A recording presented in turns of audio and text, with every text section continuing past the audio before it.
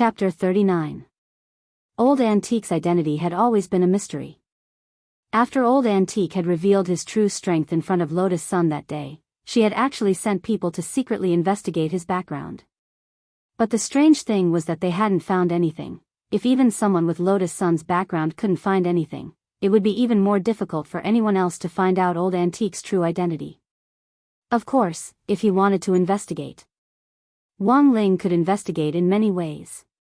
One of the 3,000 great spells, the Great Recall spell, contained many abilities. It included memory replacement, memory deletion, and memory retrieval.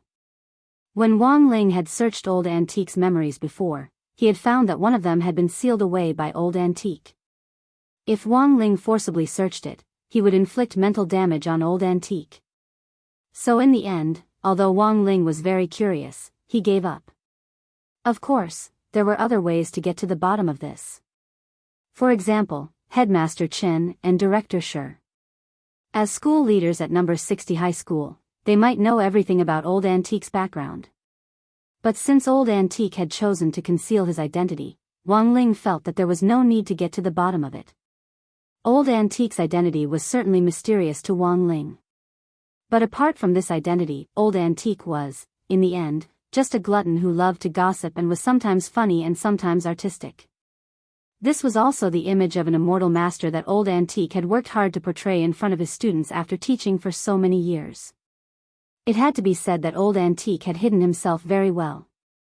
After the short teachers' meeting in the morning, Wang Ling's understanding of Old Antique had deepened considerably. It turned out that in artistic mode, Old Antique had a passive ability to win over old ants. Wang Ling even felt that Old Antique should write a book called Artistic Youth and Literary Girls. As long as Old Antique wrote down all the golden lines that he had been hiding in his artistic mode all these years, Wang Ling felt that he could win over all the middle-aged female warriors in the world. When it came to love, it had always been like a tortoise looking at a mung bean. As long as they met, it was fine. But the love between an artistic youth and a literary girl, Wang Ling said that he didn't understand it at all. Self-strategizing type women are really scary. Whether they were young girls or old ants. This was what Wang Ling thought. He didn't care whether Director Xia and Old Antique spring had started or not, but the spring radio gymnastics was about to begin. Early spring in Songhai City was still a little chilly.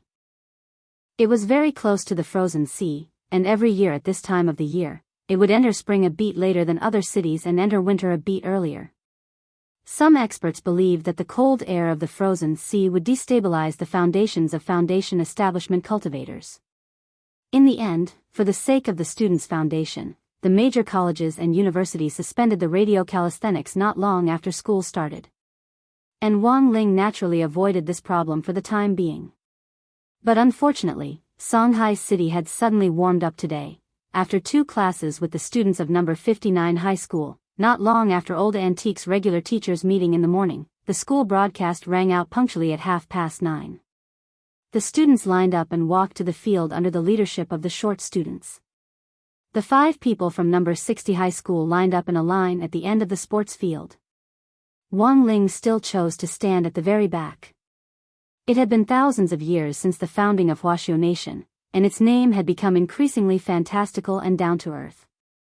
From the first set of radio calisthenics, the rising sun, to descendants of the sun, from the eagle takes off to Kuan Peng spreads its wings, from the vitality of youth to the passion of building a foundation, from dancing of youth to Wushu universe, it could be said that the name of radio calisthenics had gradually evolved from mass square style to fantasy cultivation style.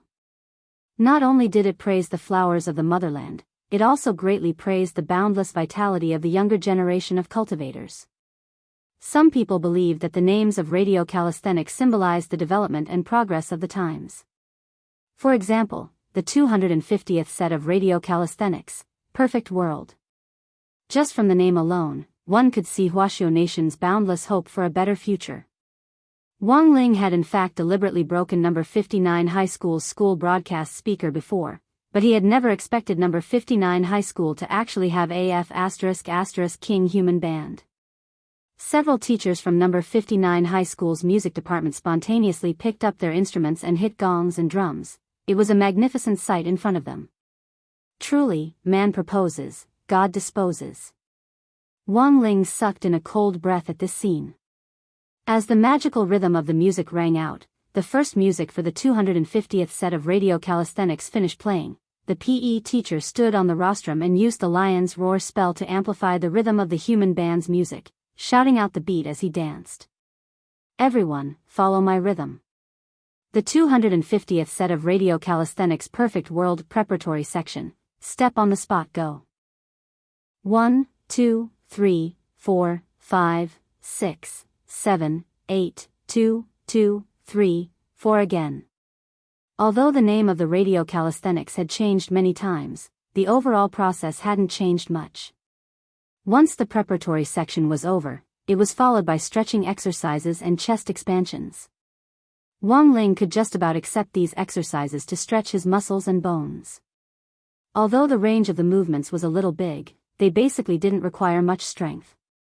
But when it came to the kicking and jumping exercises, he really couldn't stay calm. Moreover, the power of the Tao Talisman seal had been greatly reduced, whether it was the kicking or the jumping exercises. If Wang Ling didn't control his strength carefully, it could lead to irreversible consequences: regional earthquakes, tectonic shifts, landslides, tsunamis, mudslides. All of these could happen. Therefore, in order to prevent the above situations from happening, Wang Ling's radio calisthenics had always been soft. He looked weak and boneless, and didn't dare use too much strength at all. In the words of a PE teacher, he was spineless and effeminate. For this reason, when he was at number 60 high school, the teachers in the sports department used him more than once as a negative example. During the sports team's regular teachers' meeting, he had spared no effort in singling out Wang Ling and severely criticized him. Of course, it wasn't that Wang Ling couldn't understand how the teachers felt. This was especially true for the teachers of the physical education department. Of course, they hoped to see the energetic students strutting on the field with their heads held high and their chests puffed out. But he felt that if he got serious and something went wrong, who would be able to bear the responsibility? In the face of the supercilious looks from the teachers around him, he withstood the pressure and finished the entire set of radio calisthenics. Very good, everything was calm and peaceful. There were no accidents, and no casualties. Nowadays, even doing radio calisthenics made one's skin crawl. Wang Ling thought that there was no one else like this. As a child, Wang Ling's strength had been very small, and had still been manageable. But as he gradually grew up, his realm and all his attributes increased uncontrollably, and Wang Ling felt that life was becoming more and more difficult. He was on tenterhooks even when doing radio calisthenics. Now that things had come to this, Wang Ling felt that he really had to change the situation. For example, on the night of the next full moon, he could use the Great Moon reading spell to brainwash the entire population. He could completely revamp the radio calisthenics system. Change it to something that he could accept. Taiji fist might be a good choice. Chapter 40. After the morning radio calisthenics, around noon, Old Antique found Wang Ling for a heart-to-heart talk in a small corner. There was nothing else. It was still about the broadcast gymnastics. Actually, Wang Ling understood very well. After all, they were representing the school this time, especially since they were outside the school. He also needed to pay attention to his image and temperament. Most teachers believed that no matter how good a student was at using a spirit sword or how proficient they were at drawing talismans, the ordinary broadcast gymnastics was the event that could best reflect the spirit of the students. This was also the reason why, even in the scientific cultivation era, major cultivation colleges and universities still hadn't banned radio gymnastics. Fortunately, Old Antique was a gentle person. Being approachable had always been one of Old Antique's characteristics. In addition, he seemed to have found his spring after the regular classroom meeting this morning, and was in a particularly good mood. After saying a few simple words to Wang Ling to pay attention to his image as a student of number 60 high school, she patted her butt and skipped away briskly. Quietly, Old Antique left, just as quietly as he had come. Looking at Old Antique's current state, Wang Ling instantly thought of this poem in his heart. An amusing artistic youth who had fallen in love. Sure enough, people in love all have problems with their brains. For the first time, Wang Ling felt that this bouncing old antique was a little abnormal. After this private conversation with old antique this time, Wang Ling also made a simple assumption. If it hadn't been old antique who had pulled him into this little corner this time, but Teacher Pan, who had an even more violent temper. Given Teacher Pan's personality, Wang Ling felt that she might not be able to resist making a move on him. At this thought, Wang Ling couldn't help shuddering. The grass on the grave of the last person to forcibly make a move on him, big young Master Su Ying, was probably more than 3 meters high. In any case, out of his responsibility to Teacher Pan, and even more so to the people around him, Wang Ling was even more certain of the necessity of brainwashing the entire nation on the night of the full moon. In the afternoon, Old Antique sent a WeChat message to gather everyone in number 59 high school's gymnasium. There were only 2 days left before the all-important Spirit Sword Exchange meet. As the lead teacher, Old Antique felt that it was necessary to have a proper training session. Number 59 high school's gymnasium was very big. For most foundation establishment high schools nowadays, the interior space of such a large venue was a completely different world. It didn't look very big from the outside, but the space inside had been expanded by a space expansion spell. In fact, spatial expansion was very common. Take for example the storage pocket on the school uniform, or Old Antique's snack drawer, which was the size of a supermarket's inventory. He was now very familiar with this technique of simply increasing space. It was completely used in daily life. And the biggest benefit was that it greatly reduced the price of real estate. Those real estate speculators who were hated by the people could no longer stir up trouble. Strange, why isn't Mr. Wang here yet? They had already been waiting for a while in the separate training area in number 59 high school's gymnasium. Lin Xiaoyu asked doubtfully. Everyone had the impression that Old Antique was a punctual man. Let's wait a little longer. Lotus Sun also frowned slightly, feeling very strange at the same time. Generally speaking, as long as Old Antique had agreed on a time, he would either arrive early or on the dot. He would never be so easily late. He wouldn't have encountered any trouble, would he? Feather Lin asked again. Lotus Sun was silent for a moment. She had personally witnessed Old Antique's strength. Furthermore, Old Antique's identity was a mystery. Even Huaguo Water Curtain Group couldn't find out his background. For such a man, it would be good if he didn't find trouble with others. Wang Ling was also silent for a moment. After carefully considering Feather Lin's words, he felt that there was actually nothing wrong with what this Fujoshi said. Because Old Antique had indeed encountered trouble, if having his luck in love could be considered trouble. While everyone was talking about Old Antique, speak of the devil, and he's here, outside the stadium, a broad figure was reflected on the ground. Dazzling sunlight slanted in from outside the door, elongating this already broad figure and making it several body lengths taller. Although they couldn't see the face clearly, everyone knew who it was just from the area of the shadow on the ground. In the next moment, the shadow on the ground suddenly leaped up like a ghost, causing everyone to be dumbfounded. Then, in the midst of silence and astonishment, a huge fatty bounced up to them. Super Chen, Hirogwa, Lotus Sun and Feather Lin were all stupefied. Now, it wasn't just Wang Ling, even the others could see that Old Antique wasn't normal today. Old Antique's chubby little face was rosy, like a peach blossom in full bloom, and he looked radiant. It was as if everyone could see the sunshine seeping through the cracks of Old Antique's mouth as he grinned. It was really 2F*** King radiant. Did he win the lottery? Or did he advance to the godlike pentacle? The corners of Super Chen's mouth twitched as an incomprehensible expression appeared on his face. He felt that he was a relatively insensitive person, but if he could tell at one glance that there was something wrong with Old Antique, then, it wasn't just a simple problem. There really was a big problem. Of course, Wang Ling was probably the only one among the no. 60 high students present who knew why Old Antique was so happy. Unfortunately, Wang Ling didn't like gossip, so he kept his mouth shut about Old Antique. Master of Dopey couldn't hold it in. As number 60 high school's widely known gossipmonger and omniscient fortune-teller, this was the first time Hirogwa felt a sense of crisis, as if his own reputation was about to be destroyed. It seems that you don't know everything. Super Chin deliberately put on a teasing expression. Are you challenging me? Hirogwa raised his eyebrows. There was actually something he didn't know. It didn't exist. He raised his arm, and Dopey very consciously jumped down from Hirogwa's shoulder, then turned its head to peck at its pure white feathers. A normal parrot would imitate what it said from time to time, but Dopey was an intelligent parrot. According to Master of Dopey Hirogwa's own account, Dopey would only speak when he allowed it to, otherwise it wouldn't even dare fart. Everyone clearly didn't doubt his words at all, and Hirogwa was thus given the title of a Master of Dopey. In everyone's eyes, this was probably the most outstanding pet that Master of Dopey had ever trained in the soul pet industry. Even you don't know about Old Antique, do you expect Dopey to tell you? Super Chin couldn't help laughing. Dopey, show this bastard what you've got.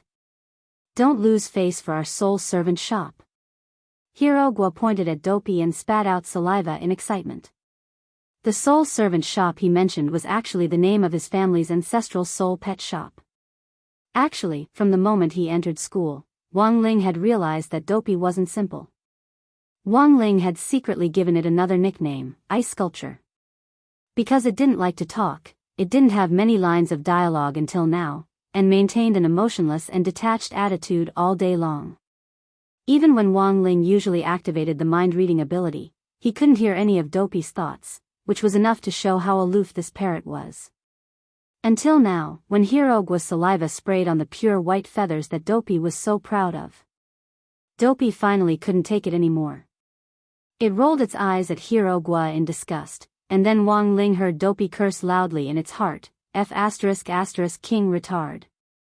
Don't you know I'm a neat freak? Hearing Dopey's thoughts for the first time, Wang Ling's heart was shaken. He never thought that Dopey's habit of not talking would actually break down in this situation due to its own neat freak.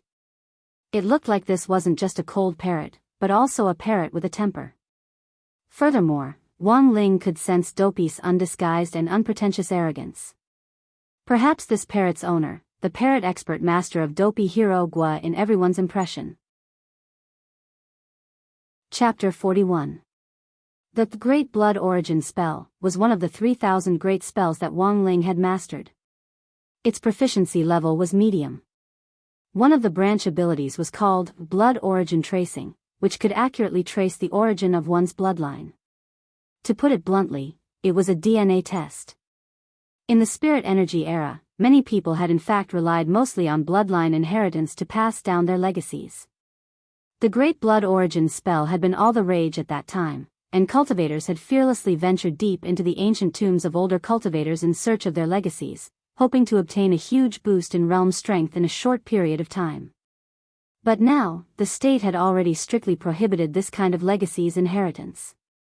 This was because the risk of inheritance was very high, and there was also the possibility of contracting a blood disease. Back then, Huaxiao Nation's first-generation leaders had specially gathered these cultivators who had recklessly inherited their legacies together and held a condemnation meeting.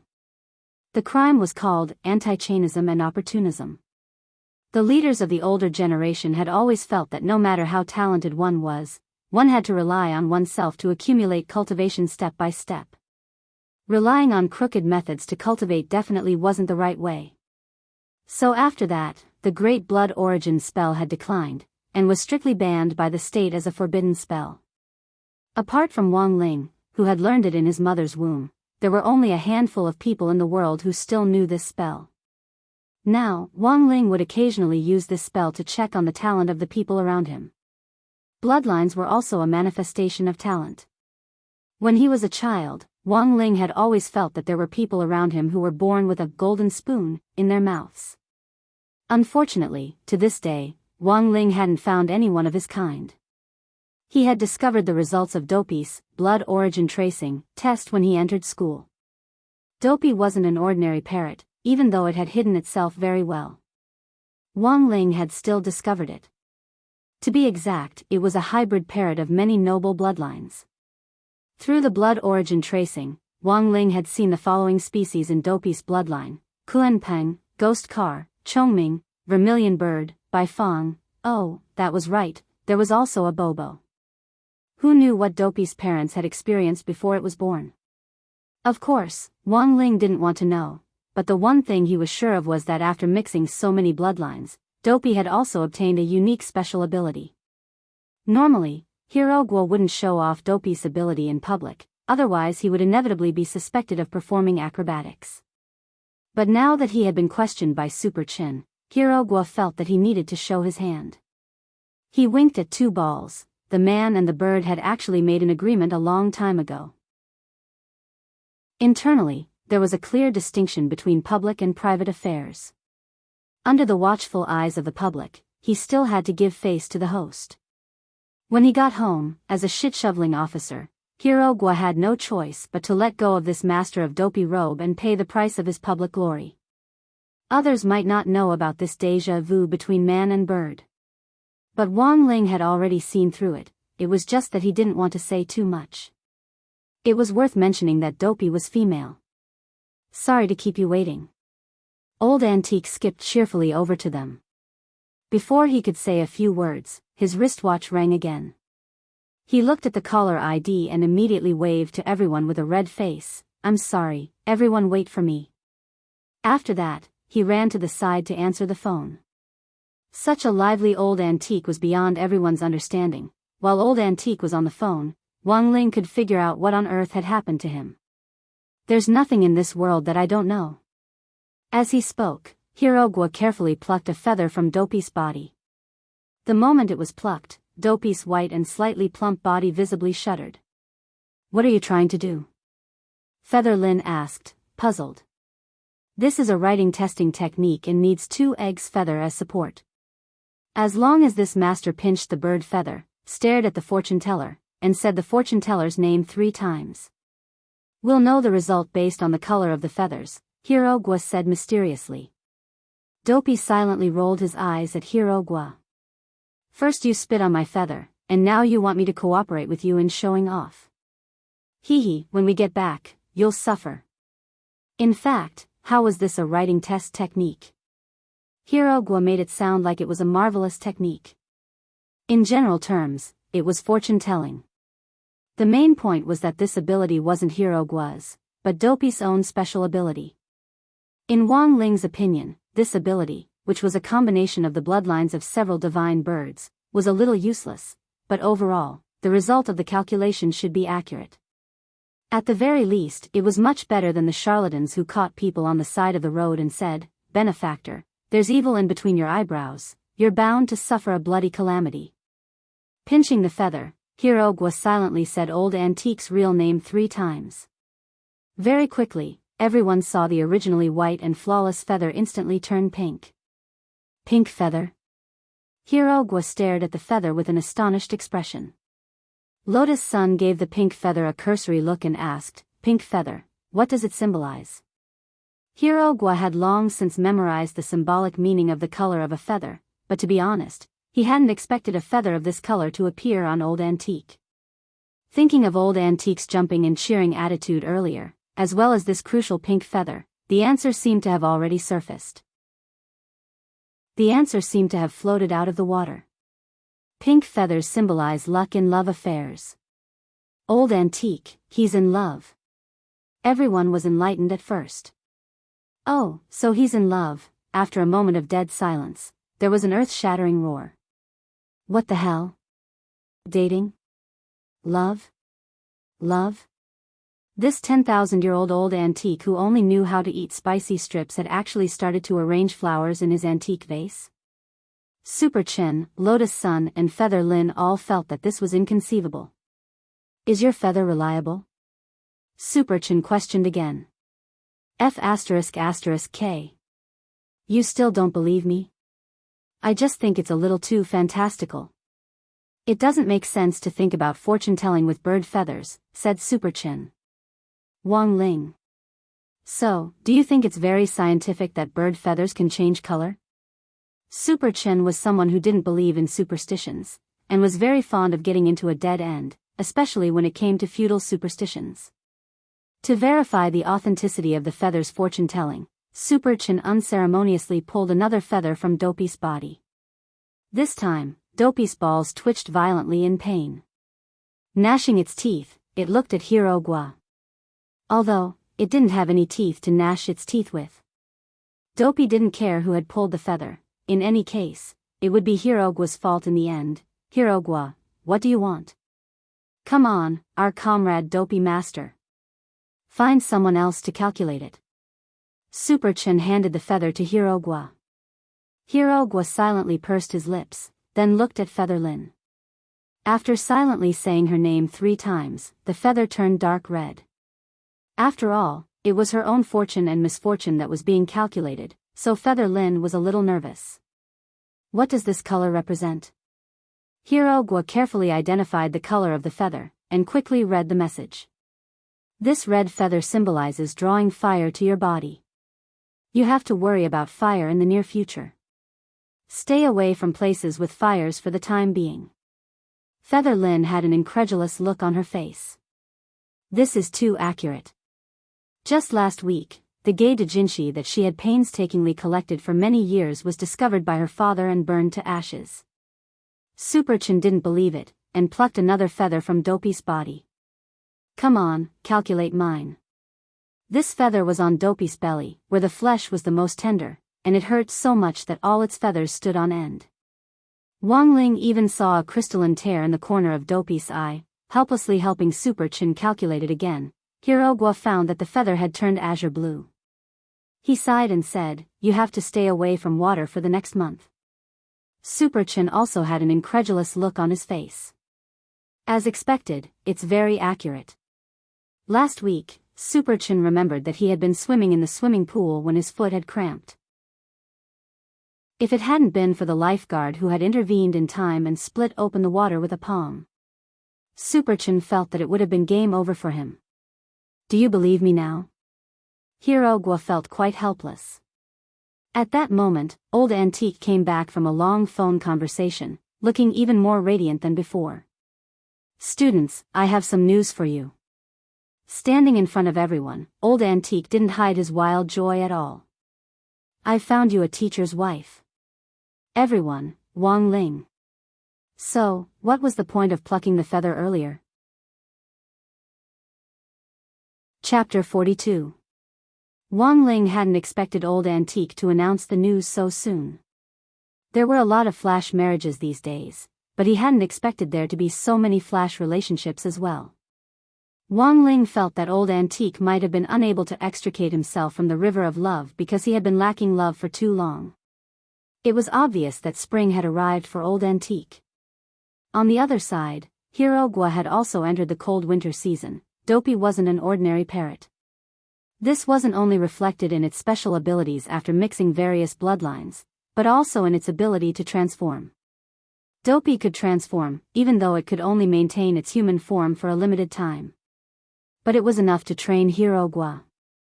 Especially when Dopey saw that a small part of its pristine white feathers, which it was so proud of, had actually been plucked off because of this damn fortune-telling. Wang Ling could feel the low pressure coming from Hirogwa's shoulder even from afar.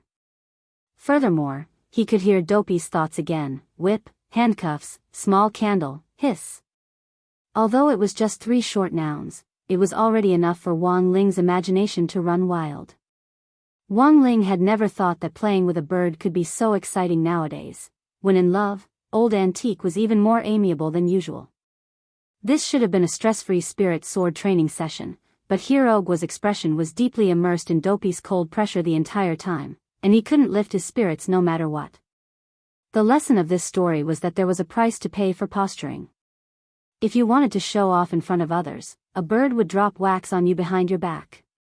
Wang Ling felt that through this incident, Father and Mother Wang had once again instilled in him a good example of how to be a low-key person.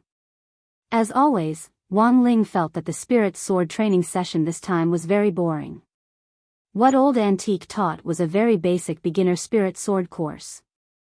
In theory, a foundation establishment cultivator could fly a sword. But according to the current education system, Huaxiao Nation's General Administration of Education had moved flying a sword to universities. In high school, the vast majority of foundation establishment high school students would be exposed to basic maintenance of spirit swords and basic flying swords. Of course, as students of the elite class, they might also be exposed to more in-depth content, such as advanced sword techniques and swordsmanship manuals and so on. But for Wang Ling, these lessons still weren't challenging at all. As the saying goes, a true expert doesn't have a sword in his hand, but a sword in his heart. Even a blade of grass can cut through the stars, the sun, and the moon. This kind of highest level of swordsmanship had already been recorded in the annals of history, and most people thought that it was just a legend. But Wang Ling felt that if the Dao Talisman seal was completely undone, it wouldn't be difficult for him to cut a star with a blade of grass. The basic sword manipulation training was mainly to control one's spirit sword to draw the figure 8 in the air. Wang Ling carefully controlled his small wooden sword and restrained his strength as he did his best to hold back, for fear that he would accidentally blow off the roof of the stadium.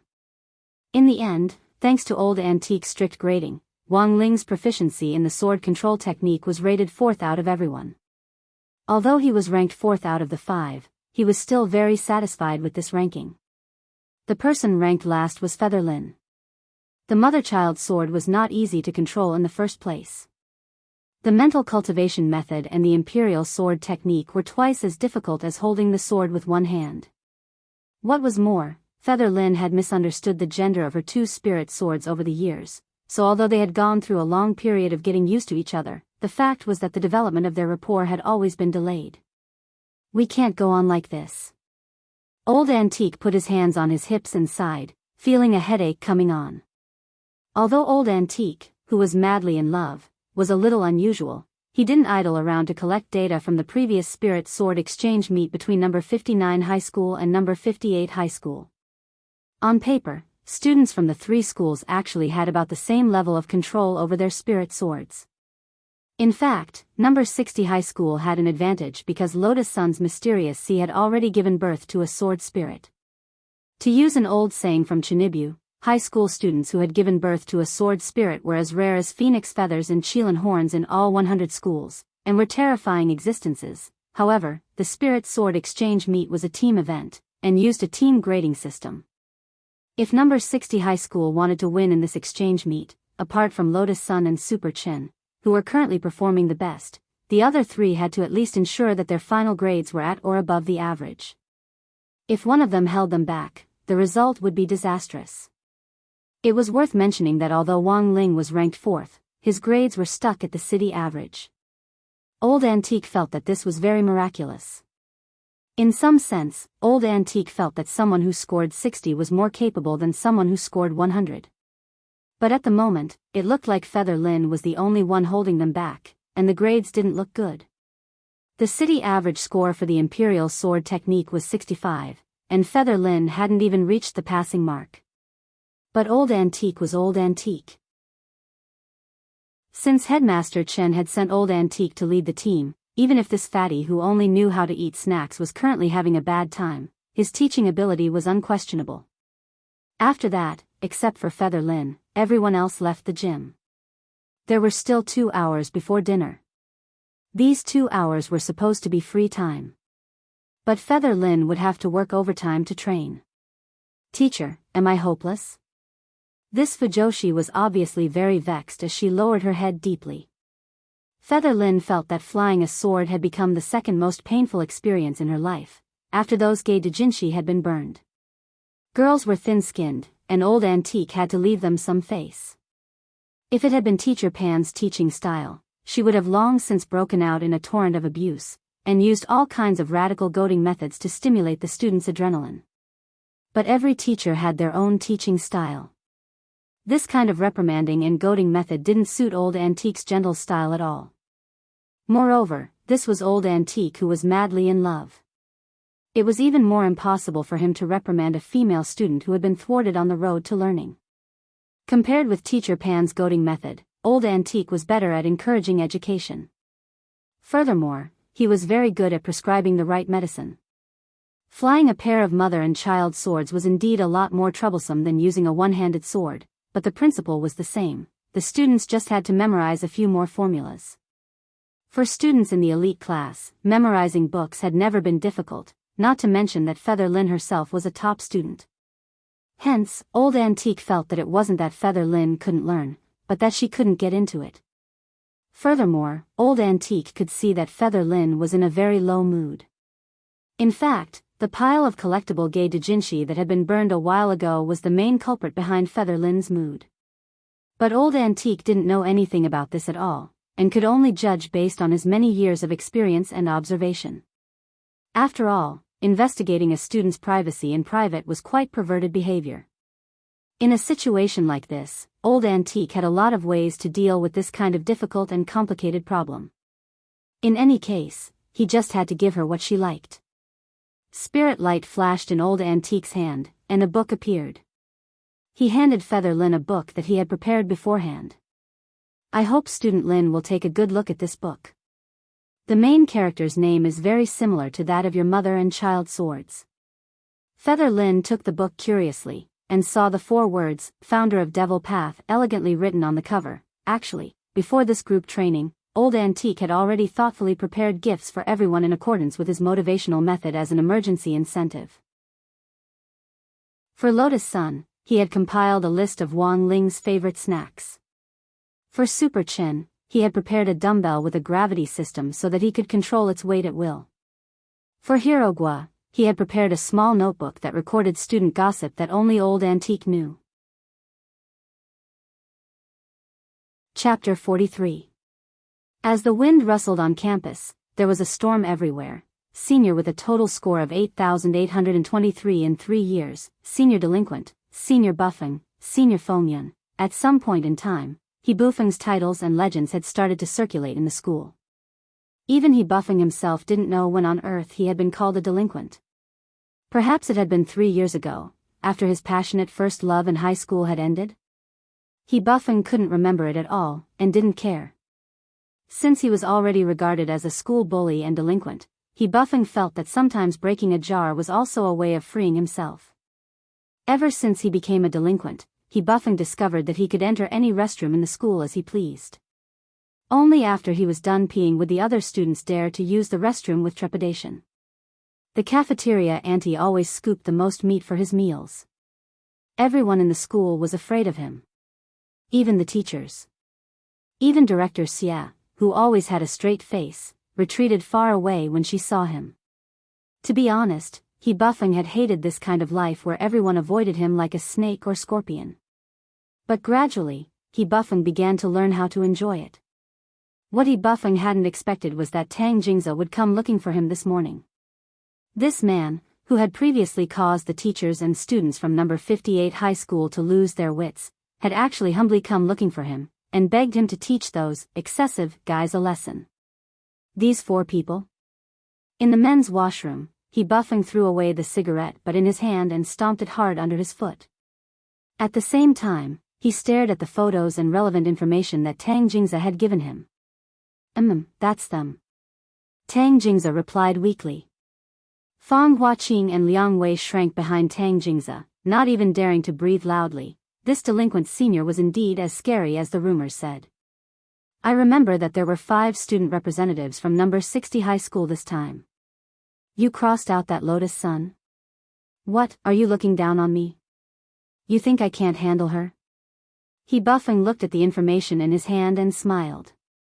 It was a simple question, but Tang Jingze shuddered. Hee, don't be afraid.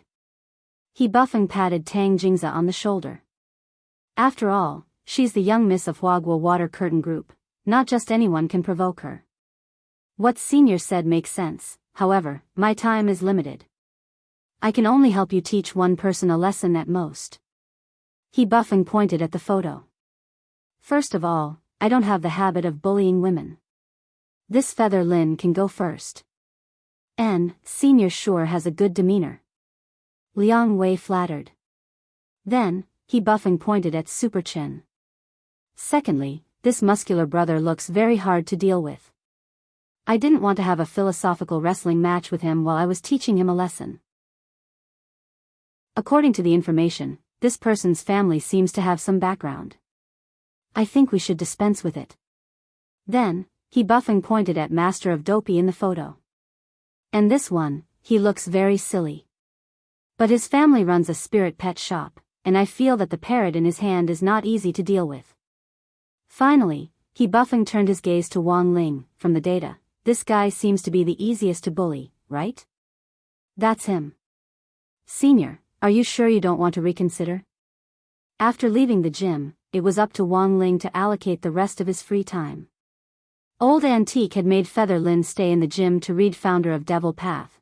Lotus Sun had taken advantage of the fact that the students at number 59 high school were still in class to run to the school rooftop and try to summon the sword spirit to improve their rapport. Super Chen and Hero Gua, these two unmotivated fellows, had scampered back to the school dormitory to play games as soon as they came out of the training camp. Wang Ling didn't need to train, and he didn't play games often, because any equipment in his hands could easily be scrapped. Of course, the wristwatch which Wang Ming had specially developed for him actually contained games. Furthermore, the game library was updated every Monday, and included almost all the latest games on the market. But Wang Ling had never played a single game before, because the various numerical values generated during the game could indirectly reflect his reaction, agility, and so on. Wang Ling didn't want that data freak to get hold of any clues about him. Wang Ling had always felt that he was actually a very boring person, and that he had always been a loner since he was a child. Of course, this had to do with father and mother Wang's education. There were many times when Wang Ling thought that if he didn't have this realm and strength, he would just be the most ordinary person in the end. The heavens gave everyone a chance, and also gave everyone equality. The price he had to pay for this unparalleled realm and strength was also very painful. Wang Ling couldn't enjoy games happily, he couldn't make friends who were especially close to him, he couldn't high-five his buddies when he was happy, and he had to tremble with fear even when he sneezed or slept. He had to control his strength at all times, and do his best to guard against accidental injuries. This wasn't just a responsibility to himself, but also to others. Wang Ling's deepest childhood shadow had probably been loneliness when he was young, but as he gradually grew older, he had gradually gotten used to being alone.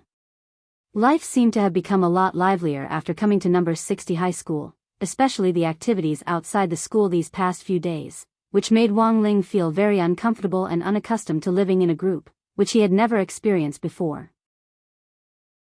For Wang Ling, this free time was really a rare opportunity for him to have some peace and quiet on his own. How did that song go again? Take a walk with me on the streets of the school, so dirty, whether it was number 59 high school or number 58 high school, which was passed down by word of mouth, there was a place similar to number 60 high school's small garden.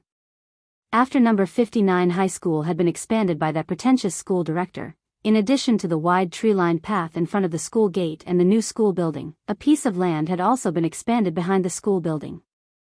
It was a cherry blossom forest full of cherry trees. It was the cherry blossom season now, and the forest was dyed pink by the cherry blossoms. Being in the middle of it gave off the feeling of first love.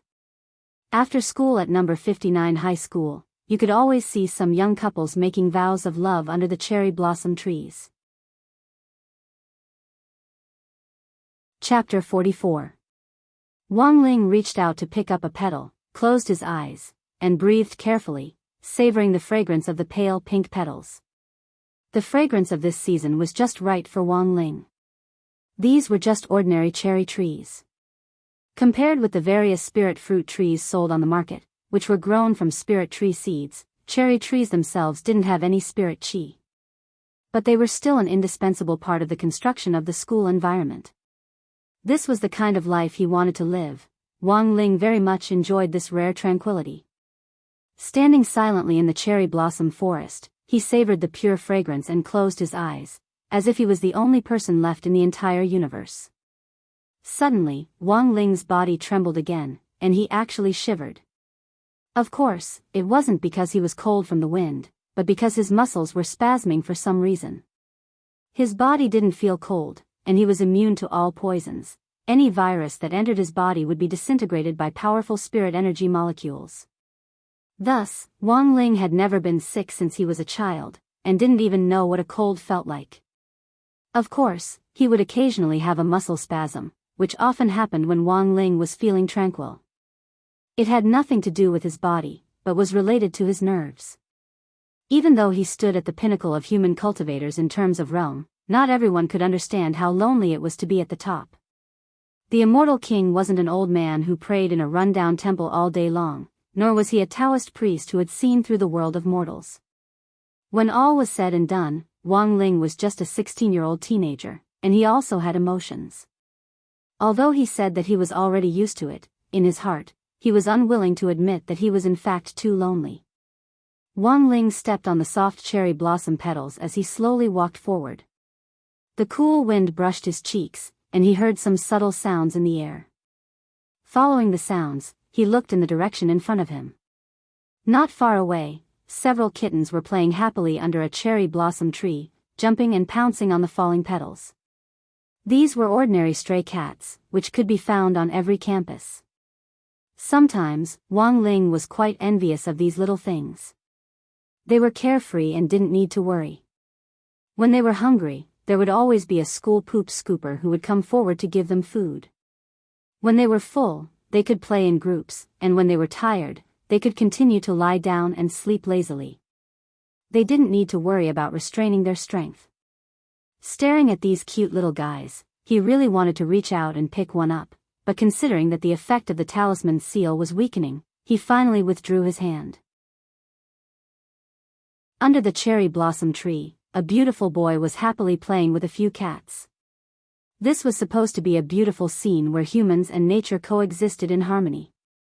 But sometimes, this kind of harmony would be broken, especially when a person knew the mind-reading ability. As he looked at the kittens, he could clearly hear their thoughts. The big cat in the lead said, "Look, this person has been staring at us." Two cats said, "He might be a pervert." Try cat said, "Let's go. He seemed to be trying to grab us just now." For cat, "I heard that there was a pervert who specialized in catching cats to make skewers out of. It's very dangerous here." Big cat, "It's exactly 2:00. Boss Zheng Tan has a meeting to attend. Let's go, let's go." Wang Ling, then. The few cats scattered in one direction. Wang Ling had experienced this kind of embarrassment many times since he was a child, especially when the talisman seal was weakened. His aura was a lot heavier than before, and animals and insects were usually much more sensitive to this kind of dangerous aura than humans. However, not all creatures were afraid of Wang Ling. Occasionally, a few reckless dragonflies and butterflies would perch on his shoulders and hair. Wang Ling continued in the direction in which the kittens had fled. Number 59 High School's cherry blossom garden had a small artificial lotus pond, which couldn't be considered very large. When Wang Ling had entered number 59 High School before, he had heard someone talk about it through his mind-reading ability.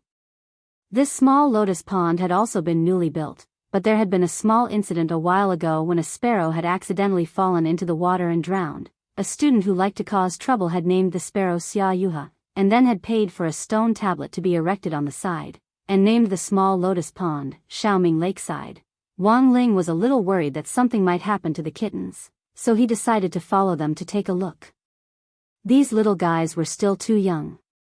Although the water in the lotus pond didn't even reach Wang Ling's knees, it was already deep enough for them. But it turned out that Wang Ling had been overthinking things. This group of kittens clearly had their own secret base. When Wang Ling arrived at Xiaoming Lakeside, it was very quiet, and there wasn't even the shadow of a cat in sight.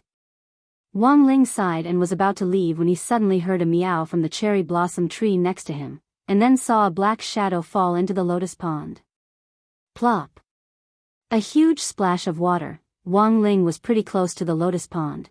Under normal circumstances, if he didn't react in time, he would definitely be drenched. But before these splashing water droplets could get close to Wang Ling, they were all frozen in midair. Then, he moved his fingers, and like a receding tide, the water that had splashed up returned to the lotus pond without a single drop left behind. After doing all this, Wang Ling secretly breathed a sigh of relief. Because he had lost control of his spirit energy these days, he had damaged a lot of things at number 59 High School, from a spirit gathering array to a small electronic product. Actually, Wang Ling still felt very guilty. In any case, the water in the lotus pond was public property of the school, and Wang Ling felt that he had saved the day in time. This wasn't time backtracking, but the great gravitational spell, one of the 3,000 magical powers. The sucking palm, that had once become famous in the year of the Shao clan's leader's debut had been partially based on the principle of this magical power. Of course, he could achieve the same effect by using time backtracking, but it would also consume a lot of Wang Ling's spirit energy. The most important thing was that after time backtracking, the world line would jump, so unless it was absolutely necessary, Wang Ling didn't want to use this ability lightly. Standing next to the small lotus pond, Wang Ling's eyes searched for the black shadow that had fallen into the pond just now. Although it had only happened for a split second, Wang Ling was still able to rely on his terrifying dynamic vision to determine that this thing was probably a black cat. It was obvious that this black cat had been a little startled. After all, it had deliberately jumped in from here and wanted to splash this person with water. After jumping into the water, the black cat had immediately scuttled to the side, hid by the lotus pond, and started to observe in secret. Then, it had seen the entire process of Wang Ling using the great gravitational spell. I never thought that this person would actually know such an advanced spell. He had formulated a series of plans to mess with Wang Ling, but had never thought that he would fail at the first round. What a bad start. He Buffing, who had turned into a black cat, sighed in his heart. He jumped onto a lotus leaf in the lotus pond from one side. After all, it was an artificial lotus pond. Everything from the lotus flowers to the lotus leaves were fake. Moreover, the buoyancy was very strong. It was like a kickboard used for swimming training, so he Buffing could step on the lotus leaf steadily. This wasn't the first time he Buffing had turned into a cat, so he was quite agile. After all, the way he moved was different from his 2 feet to his 4 limbs. It was really hard to get used to it without some practice. And so, this black cat officially entered Wang Ling's line of sight. After a brief confrontation between man and cat, he Buffing jumped off the lotus leaf. With a 360-degree Thomas full spin, he plunged into the water. Then, he started to struggle with all his might. Even if Wang Ling didn't use the mind-reading ability, he knew that this guy had done it on purpose. What was more, Wang Ling now knew very clearly that this black cat was actually a human, and had been sent by Tang Jingzi to mess with him. Given the current situation, if he tried to save Wang Ling, there would definitely be some other crafty plot. If he ignored it, Wang Ling felt that the other party would definitely accuse him of not saving someone in danger. Furthermore, it would very likely affect number 60 High's reputation. After all, Old Antique had said that every person who came to number 59 high school represented number 60 high school. Of course he had to save him, however, it was necessary to give him a bit of punishment. Chapter 45. Ever since Wang Ling had personally witnessed Old Antique's art mode with his own eyes, he had also started to sort out his own passive skills. Because sometimes, especially for Wang Ling, trouble wasn't just caused by his inability to suppress his strength. Sometimes, his own passive skills were the root of the problem.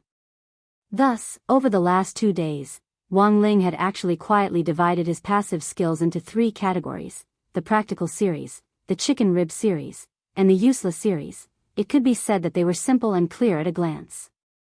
Among the useless series, Wang Ling's deepest impression was a passive branch spell from the 3000 great spells called Great Wave Palm, called Carp Jump.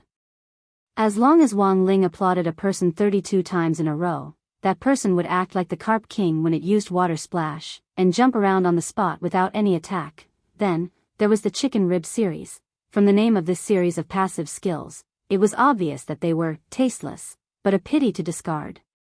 Some skills seemed very practical, but for Wang Ling, they were worthless.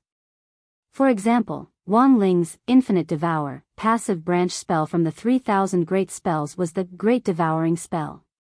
As long as Wang Ling dropped his tears on food, the food would quickly split into many portions in a short period of time. 1 became 2, 2 became 4. Unfortunately, Wang Ling wasn't a foodie. He just had a soft spot for crispy noodle snacks.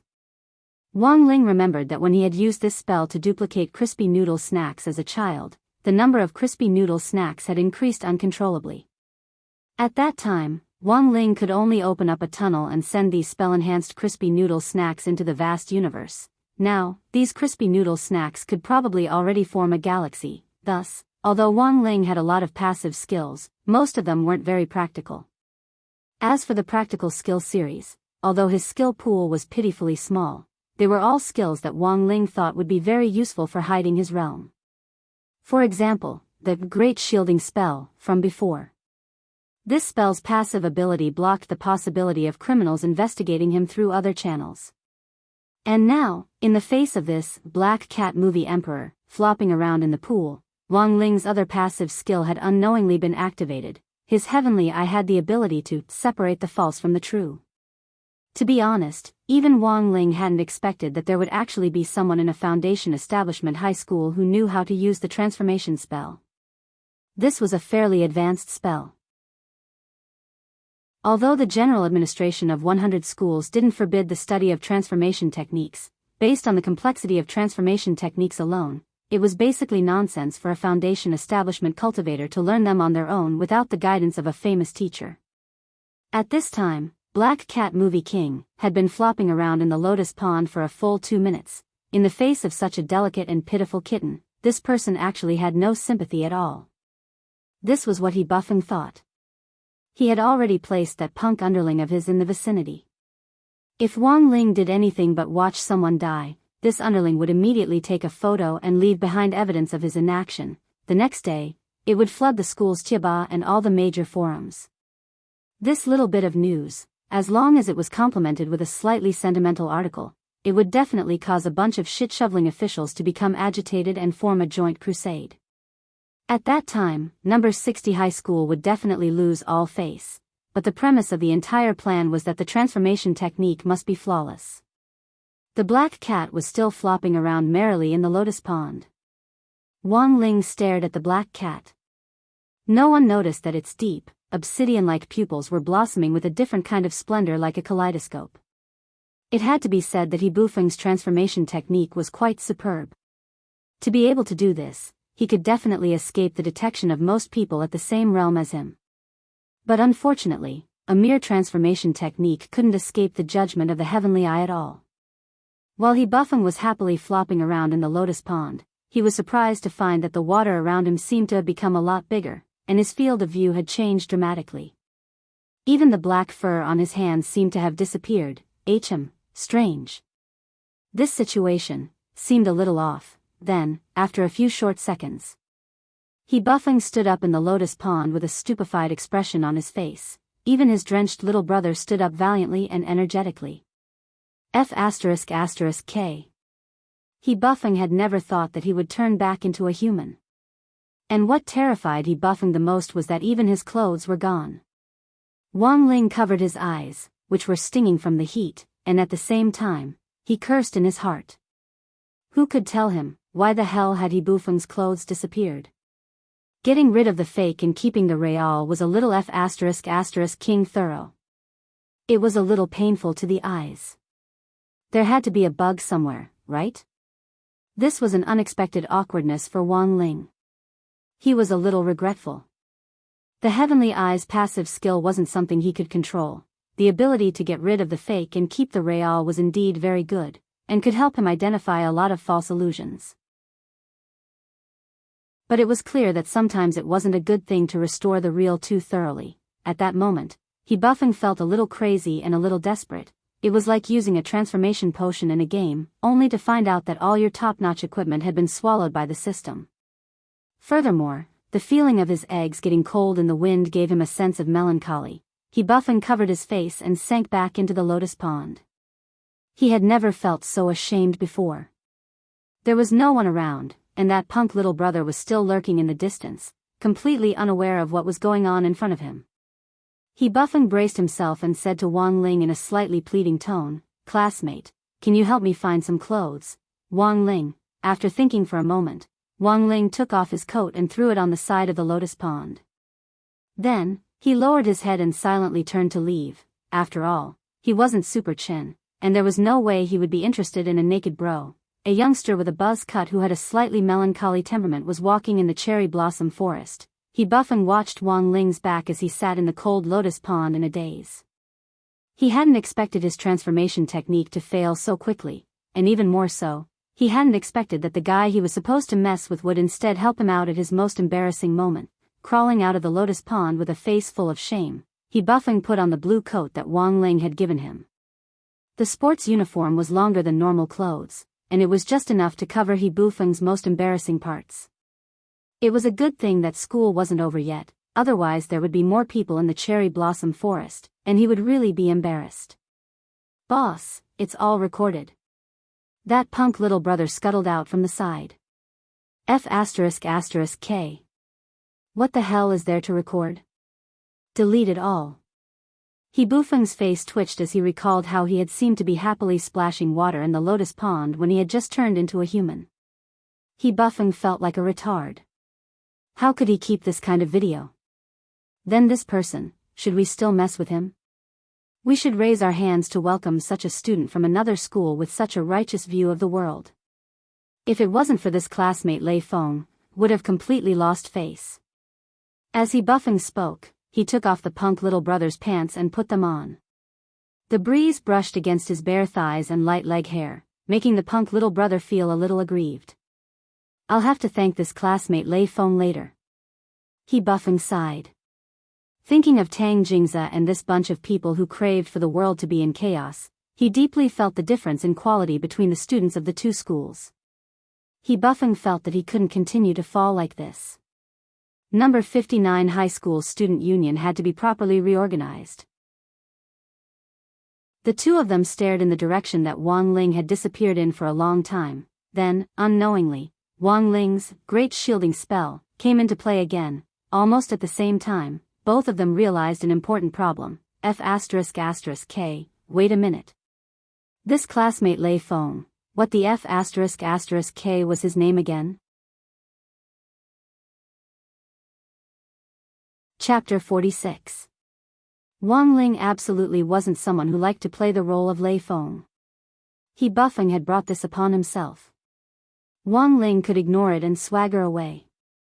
But what father and mother Wang had taught him from a young age was that there should be a bottom line in everything you did, leave a way out for everything, and it would be easier to meet again in the future. Although He Buffing was a delinquent, in the end, he wasn't like that bunch of heinous human-headed dogs from Shadow Stream. Thus, in the end, Wang Ling had decided to keep the school uniform after considering the relationship between the two schools. Everyone knew that the relationship between number 59 High School and number 60 High School wasn't good. But, when will there be an end to revenge? He didn't know what a mere school uniform could change, but he thought it was worth a try. After all, even number 59 High School's most troublesome director Xia had been won over by Old Antique. Anything was possible. Over at number 59 High School, someone's balls turned cold as the wind blew past their buttocks. Elsewhere, in the office of the General Administration of 100 Schools, Odd Zhuo was feeling very sad today. In the eyes of outsiders, Odd Zhuo, who had become the deputy director of the General Administration of 100 Schools at such a young age, was undoubtedly an enviable existence. But no one knew that the pressure on Odd Zhuo himself was considerable. On one hand, this pressure came from the leader. The General Administration of 100 Schools controlled all the cultivation schools in Songhai City, including kindergartens. The education bureaus of the major districts had to listen to the direct deployment of the General Administration of 100 Schools. And above the General Administration of 100 Schools was the Alliance of 10,000 Schools. It was under the direct jurisdiction of Secretary Sun Dakong, a leading cadre of the central government. The position of deputy director was neither a big nor a small one. But from Odd Zhuo's point of view, sitting in this position was to receive guests. The director had reaped all the benefits, while he himself could only answer calls in the office. The pressure of a leader directly led to pressure at work, which made Odd Zhuo feel even more bitter. On the other hand, the pressure also came from Odd Zhuo himself. Odd Zhuo was well aware of how he had gotten his position as deputy director. Furthermore, the most terrifying thing was that at the annual meeting every year, a few drunk leaders would drag him along to perform the sky-parting sword move he had used to kill the sky-swallowing toad back then. In short, Odd Zhuo felt very tired sitting in the position of deputy director. Due to the issue of their children's enrollment, many parents came to him to petition. The child's education was a major issue, and there was no way Odd Zhuo wouldn't help. Of course, there were also quite a few parents who sent him red packets in private, but he didn't accept any of them. Audra felt that although he couldn't be rated as an honest and clean model worker, at least he could be considered an honest and upright person. He actually wanted to report his leader and throw caution to the wind. However, he did not have any evidence on hand. Especially after the Anti-Corruption Department of Huaxiao Nation's Central Cultivation Bureau had issued 8 regulations and 6 prohibitions, all the leading officials had started to restrain themselves and no longer indulged in debauchery. There wasn't even a single dish at the banquet. The leaders took out abalone-flavored fasting pills from their pockets and put them in their mouths. Then, they began to drink tea and chat, thus, it was even more impossible for Audra to find any evidence. Ever since No. 60 High School's crushing defeat of the world-class killer organization Shadow Stream, it had aroused widespread discussion in society. For the Spirit Sword exchange meet between No. 59 High School and No. 60 High School this time, the leaders of the Alliance of 10,000 Schools had personally called Audra to express their fervent interest and concern. In fact, the most important thing was Lotus Sun's safety. After the assassination attempt by Shadow Stream, it was said that the big boss of Huaguo Water Curtain Group had directly called the central government. Audra didn't know exactly what they had talked about. But after that, the leaders of the Alliance of 10,000 Schools had personally called Audra to inquire about all of Lotus Sun's activities at school. Just this morning, Audra had personally received a call from the higher-ups. Over the phone, Audra could guess the content of the conversation. It was most likely about safety. Shadow Stream had lost so many first-class killers this time, and they definitely wouldn't let it go so easily. The Spirit Sword exchange meet between the two schools would be attended by leaders at all levels, and there would be many eyes and eyes. If security measures weren't in place, problems would inevitably arise. In fact, Audra had been sending people to keep an eye on them for the last 2 days, for fear that something would go wrong. If this job wasn't in place, the first person to get into trouble would be him, the deputy director who had assigned the task. Receiving guests and taking the blame, it sounded a little sad, but this was in fact the problem Audra was facing right now. It wasn't just his job, but also his current situation. That morning, right after the call with the leaders of the Alliance of 10,000 Schools, an unusual guest arrived at Audra's office in the afternoon.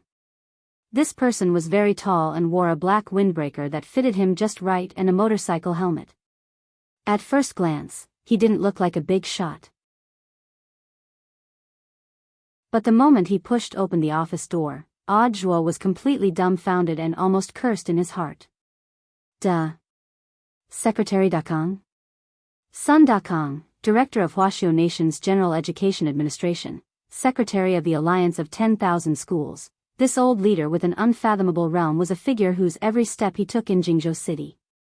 Audra hadn't had any direct contact with this legendary old leader, and had only seen him from afar at previous annual meetings. To be honest, Audra had a very deep impression of Secretary Dakong, so he had recognized the visitor at one glance. It was said that Secretary Sun Dakong was a very low-key person in private, and seeing him today, it really was as the rumors said, F***K, a black windbreaker and a helmet. If one didn't know better, they would think it was takeout. Sun Dakong put down his motorcycle helmet and sat down unceremoniously in the guest chair as he sighed faintly. It's been so many years, but this place really hasn't changed at all. His voice was magnetic and even more so had the tone of an old leader, and his words had a special charm to them. There were usually a lot of parents who came to the office to petition, and Audra had almost run out of tea leaves. He opened the jars, but didn't find anything good, and was instantly a little embarrassed. Sun Dakong smiled at Audra. No need to trouble Deputy Director Zhua, tea will do. I came uninvited today, so it's fine as long as Deputy Director Zhua doesn't blame me. Audra hurriedly poured Sun Dakong a cup of herbal tea. What are you saying, Secretary Dakong? If there's a problem, just give me a call. This is a special line for the people, I don't have this right. Sun Dakong chuckled. So, I came in person today. I've already made arrangements for student Lotus Sun's safety. If you're worried, Secretary Dakong. That's not why I came to see you today. Sun Dakong waved his hand. With Deputy Director Zhua taking care of student Lotus Sun's safety, of course we can rest assured. The higher-ups have seen Deputy Director Zhua's achievements in the alliance of 100 schools in Songhai City over the years.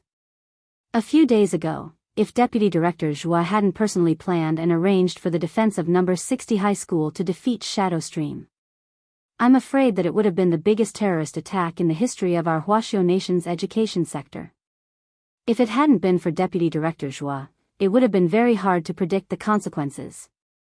Zhua, then why did Secretary Dakong come to see me today? Number 60 high school's Spirit Sword exchange meet is in 2 days. This time, I'll be there as a spectator on behalf of the higher-ups. I suddenly thought of this yesterday, and haven't told anyone before. It shouldn't be too late for me to come here and report to Deputy Director Zhua, right? Of course, it's enough for Deputy Director Zhua to keep this to himself. Give me an identity to participate in the event in the name of the General Administration of 100 schools. If too many people are alarmed, there's no point in mobilizing everyone.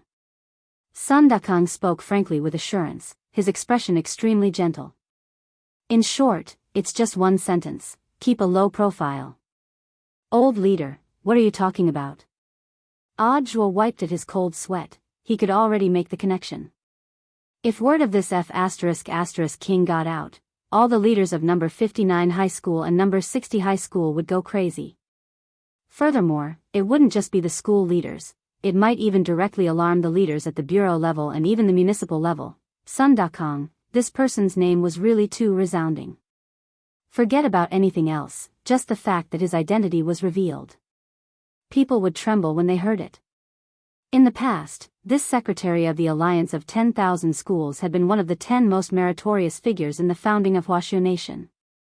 He was an old general who had fought bravely on the ancient cultivation battlefield and made great contributions to the creation of the scientific cultivation era. At this thought, Zhua's expression couldn't help drifting. Such a figure was actually going to participate in a spirit sword exchange meet between 2 ordinary high schools? Zhua felt that this was really too inconceivable. Apart from this, there's one more thing. Sun Dakong sipped his tea. I wonder if Deputy Director Zhua still remembers the demon rampage 6 years ago.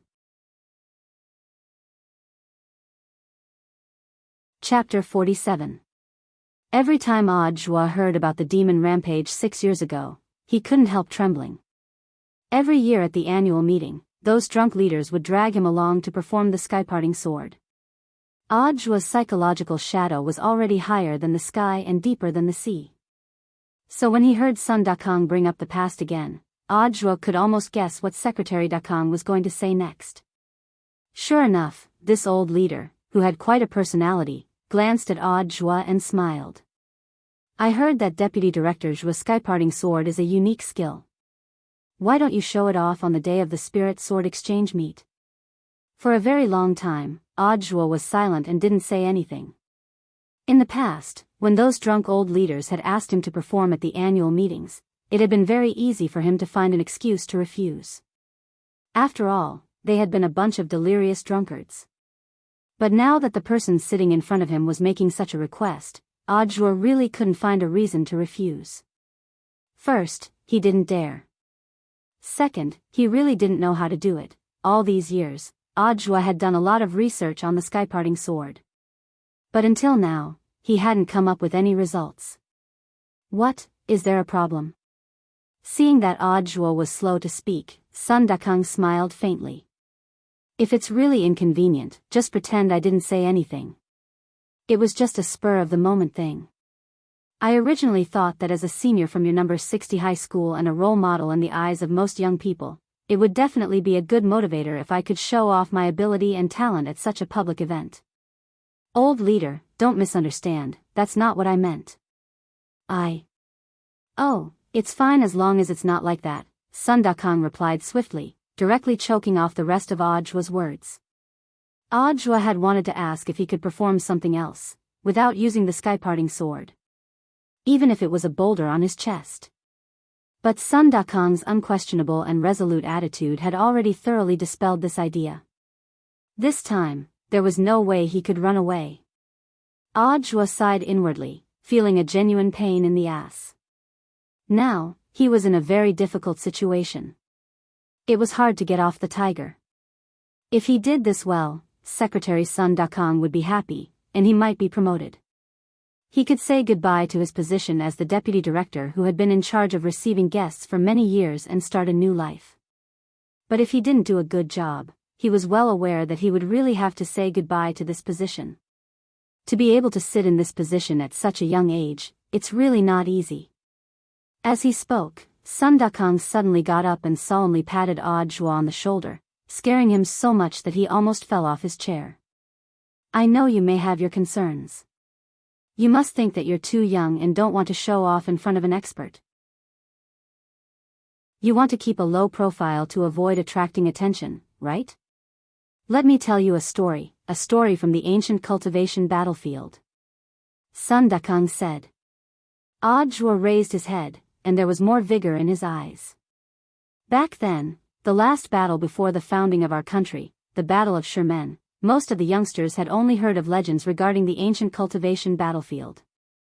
This dusty history couldn't even be found in the history textbooks of middle and high schools, and it was only in university that one had a preliminary understanding of it. Audjua wasn't a history major at university, but he had a basic understanding of the Battle of Sherman. That battle was really too famous. As Secretary Dakong recounted the story, his eyes welled up with crystalline tears, as if he was remembering many things. In that battle back then, the 7 demon gods from the gate between worlds bore down on us with overwhelming might.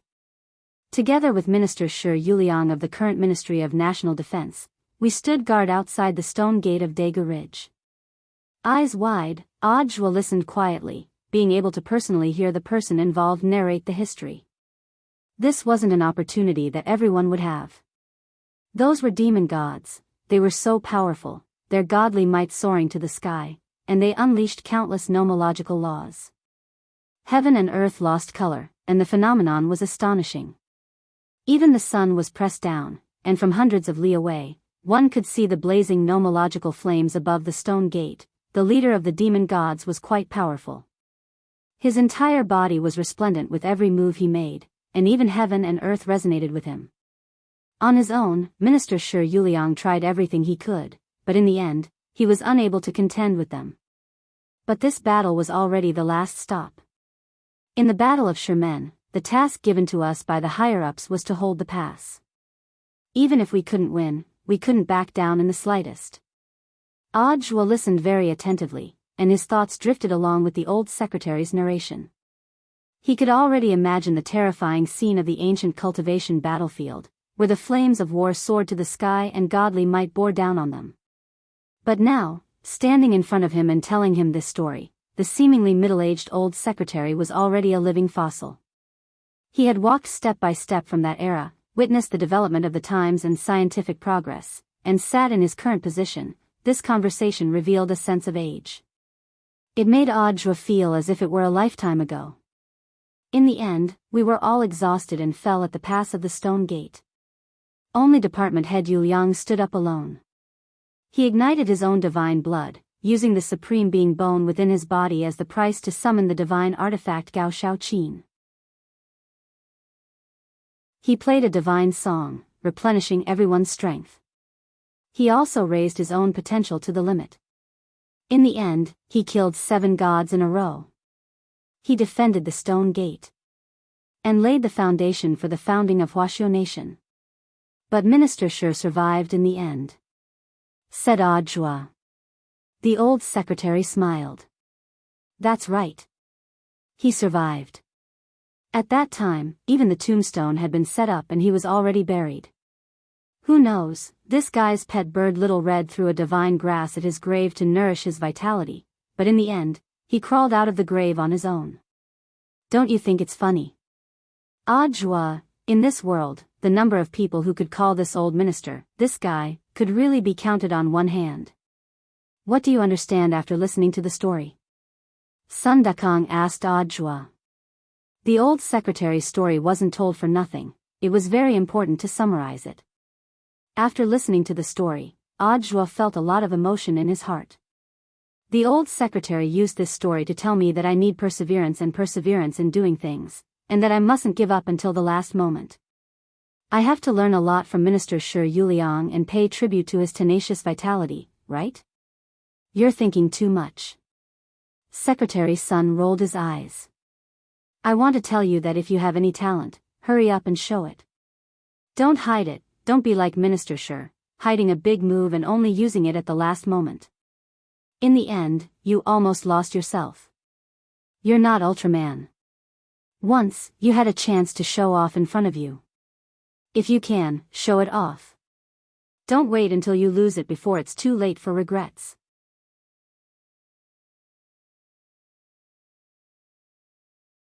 Chapter 48. Ever since the Peiyuan district branch of the Pengsi gang had collapsed, Madame Dong had led a group of old men and women to establish the general administration of harmony. From then on, the Peiyuan district's chaos of racketeering and all sorts of acts that caused chaos in public order seemed to disappear without a trace. No one wanted to be blocked by a group of old men and women on their way to work, forcing them to recite the core values of the cultivation doctrine and the 8 honors and 8 shames to the Little Red Book. Just like that, the people who illegally parked on the street disappeared, and even the people who ran the red light disappeared. In just a few short days, the General Administration of Harmony had escorted no less than 1,000 repeat thieves to the local General Administration of Cultivation in Peiyuan District, eating until the bottom of the detention center's granary. All the policemen at the General Administration of Cultivation worked overtime to take notes and leave a criminal record. It was as if the local cultivation police station of Peiyuan District had become a subsidiary department of old Madame Dong of the General Administration of Harmony. The most infuriating thing was that the police couldn't say anything. Because it had to be admitted that ever since the General Administration of Harmony appeared, the quality of Peiyuan District had indeed improved a lot in all aspects. Moreover, this group of old men and women were very shrewd. They did not leave any traces behind. On the surface, they did not seem to be breaking the law. Even if they pulled someone into a corner and beat him up, they would choose a blind spot. In short, Madame Dong was completely famous. When old Madame Dong walked around Peiyuan District now, even the traffic police couldn't help trembling when they saw her and would respectfully address her as Miss Dong. However, Miss Dong herself was rather dissatisfied with the current situation of the General Administration of Harmony. That morning, Madame Dong clasped her hands behind her back and strolled leisurely like an old leader who had been behind the scenes for a long time as she arrived at the secret stronghold of the General Administration of Harmony. This base was originally an ordinary abandoned factory waiting to be rented and transferred. The rent was very cheap, so Madame Dong and several senior leaders of the General Administration of Harmony each took out some of their retirement pay and pooled their money together to buy this factory. In just 2 days, the idle items in the factory had been swept clean, and the inside was divided into several areas. First, the peaceful reporting area. The people of Peiyuan District could spontaneously report uncivilized behavior in society, and the General Administration of Harmony would lend a helping hand as long as it touched on the core values of cultivation. Second, the Harmony Entertainment District. This area was specially set aside for the old men and women of the headquarters to dance in the square so as not to disturb the rest of the people nearby. Old Madame Dong had also purchased a soundproof system at her own expense and set 2 regular square dance songs. The main song was Superstars in Troubled Times, and the closing song was Gokuraku Jodo, which had a domineering tone with a hint of joy. Third, a harmonious meeting room. As the name suggested, this conference room was used by Madame Dong to convene high-level leaders for emergency assignments. In addition to these 3 areas, there were 2 small areas left, which were the Harmony Fitness Room and Madame Dong's independent office, as usual. The first thing Madame Dong did when she arrived at the office was to immediately go to the bathroom to get a bucket of water. Then, she took a clean white cloth and began to carefully wipe the stone that was enshrined in front of the desk. From an outsider's point of view, there was nothing strange about this stone, but for everyone in the General Administration of Harmony, it had extraordinary significance. Because it was engraved with the 24 incantations, it was the one Wang Ling had left behind back then. While she was wiping, an old man with a red scarf on his arm came to the office door and knocked on it. "Miss Dong, are you busy?" The old man's surname was Zhang, and he was Madame Dong's right-hand man. A red armband was the symbol of a high-level leader in the General Administration of Harmony. Madame Dong didn't say anything as she focused on wiping the stone. 5 minutes later, she wrung out the white cloth and threw it into the bucket of water. She straightened the stone on the desk, and then lit 3 incense sticks in the stove in front of the stone. During this process, Grandpa Zhang didn't say anything as he stood upright in front of the door. After silently waiting for Madame Dong to finish, she slowly turned around and looked at the door as she said indifferently, "Come in and talk. Any new developments?" Madame Dong asked as she stared fixedly at the stone on the desk. "No, we haven't received any news from the director yet. Could he have abandoned us?" the old man replied. "That's impossible. Back then, the director left this stone for us. He gave us the confidence and hope in social security. We abide by the core values of cultivation and adhere to the principle of coming from the people to the people. We serve the people wholeheartedly." Saying this, Madame Dong became excited, and there was a look of sudden realization in her deep eyes. "I know. It must be that our harmony isn't strong enough and hasn't moved the director." "I think so too." Grandpa Zhang nodded in agreement. Madame Dong frowned. "But given our current financial situation, it's not enough to spread the team to other districts. We already don't have enough manpower in Peiyuan district." Grandpa Zhang also sighed. The new old men and women only know how to play fight the landlord and mahjong all day long. This is already a serious violation of the iron community rules of our general administration of harmony. The newcomers don't know the rules, so just teach them a little. You have to be patient. Is the financial statement out yet? Let me calculate how much money we're still short of. Grandpa Zhang was silent for a moment. The statement will be sent here soon. I don't think Miss Dong needs to worry about funds for the time being. In the morning, an enthusiastic member of the public sent us a bank card. The funds in it are already enough for our initial operations. Madame Dong had a strange expression on her face. Could it be that this was a card from the director? Have you found out where this card came from? It shouldn't have come from the director. We're still investigating its origin. Apart from a bank card, this person also sent a letter stating the purpose of this card, which was to subsidize the general administration of Harmony's expenses. Grandpa Zhang carefully recalled for a moment, then his eyes widened as if he remembered something. Oh, that's right. Auntie Lee from the technical department found a faint watermark on the envelope, which looked like a string of numbers. Perhaps it's a clue that the other party left for us. Madame Dong's eyes turned as she cupped her chin in thought for a moment. This should be a test that the other party left for us. If we don't even have this bit of reverse investigation ability, our general administration of Harmony would be too degrading. We have to find out where this letter came from as soon as possible. Yes, Miss Dong. Grandpa Zhang nodded. Oh, that's right, what's this string of numbers? Madame Dong asked. Chapter 49.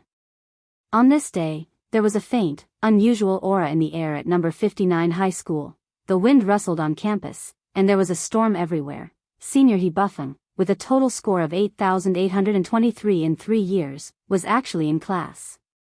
The students were silent, and the teachers wept. No one knew what on earth had happened to this delinquent in the last 24 hours. Tang Jingza felt that this was very unusual, and that there was most likely something fishy going on. It was much more shocking than director Xia Huaichuan's relationship.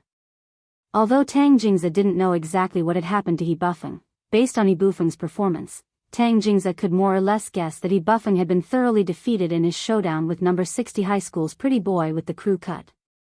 Otherwise, given He Bufeng's learning attitude, he would never have degenerated to the point of abandoning himself to attend class.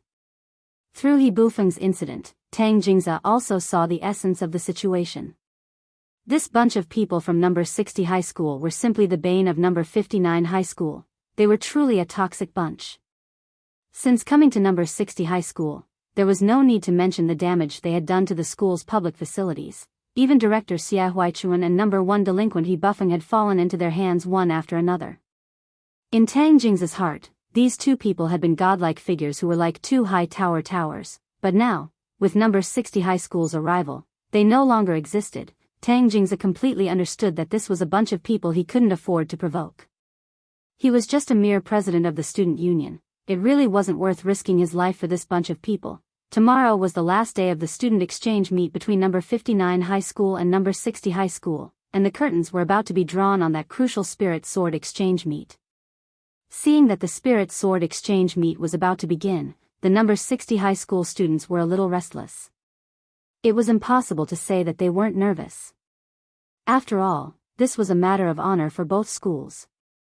Everyone's level was actually about the same, and it was a competition of concentration, but this kind of thing couldn't be said for sure, and had a lot to do with one's mentality. Everyone usually trained in a relatively closed environment. But tomorrow, under the gazes of thousands of people, they would represent the school to demonstrate their ability to control spirit swords. Even a small mistake might cause the entire situation to collapse.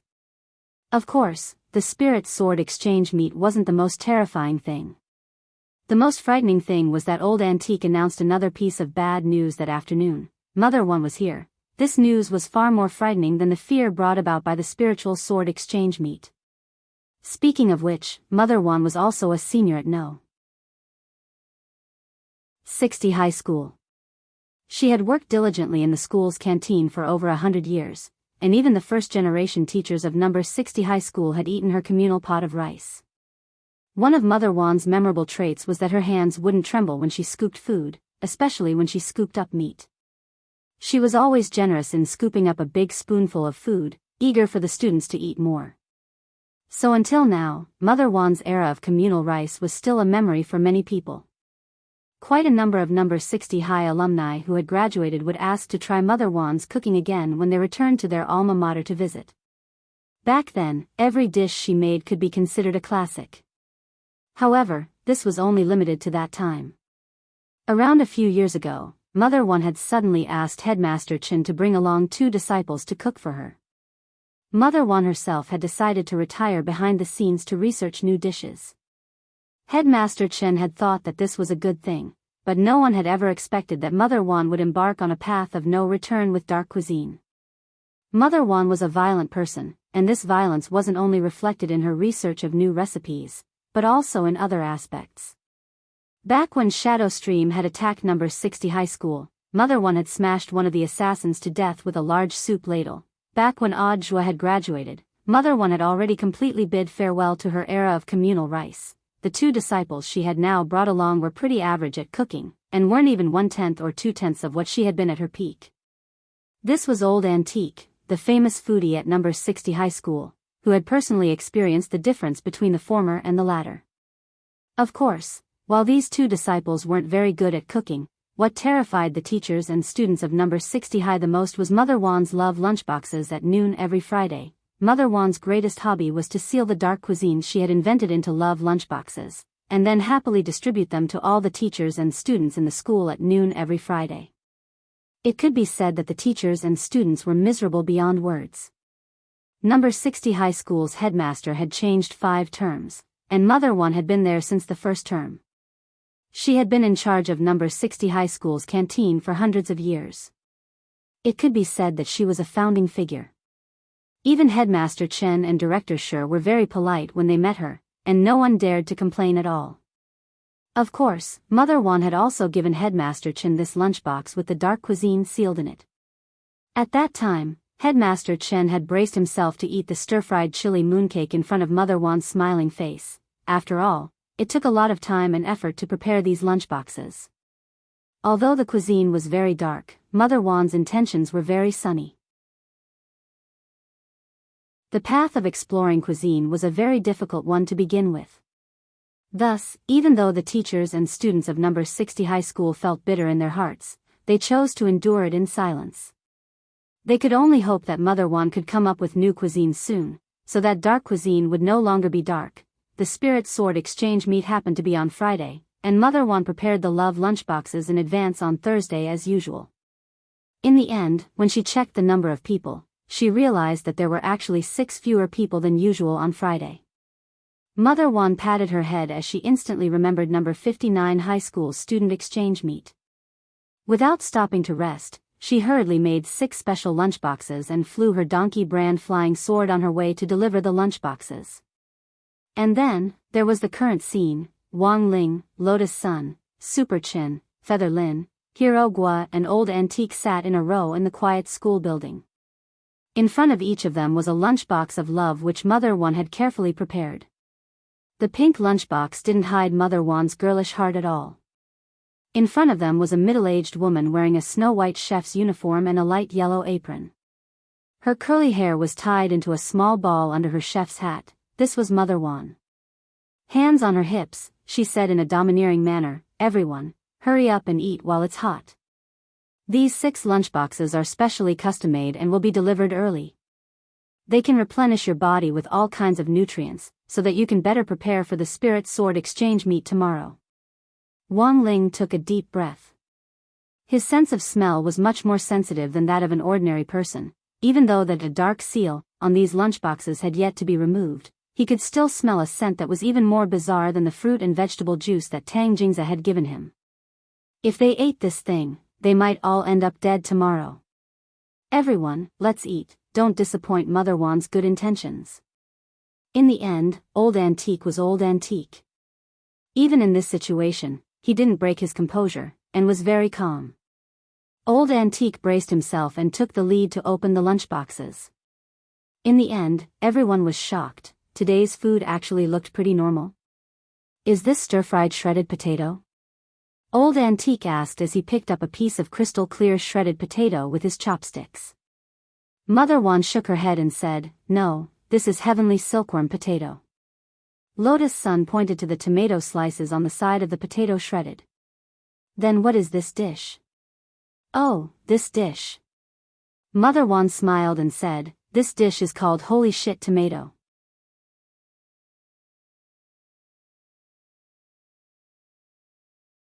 Chapter 50. In number 60 high school, music classes were as rare as Old Antique's theory of history classes. The music teacher was Teacher Ding Yu.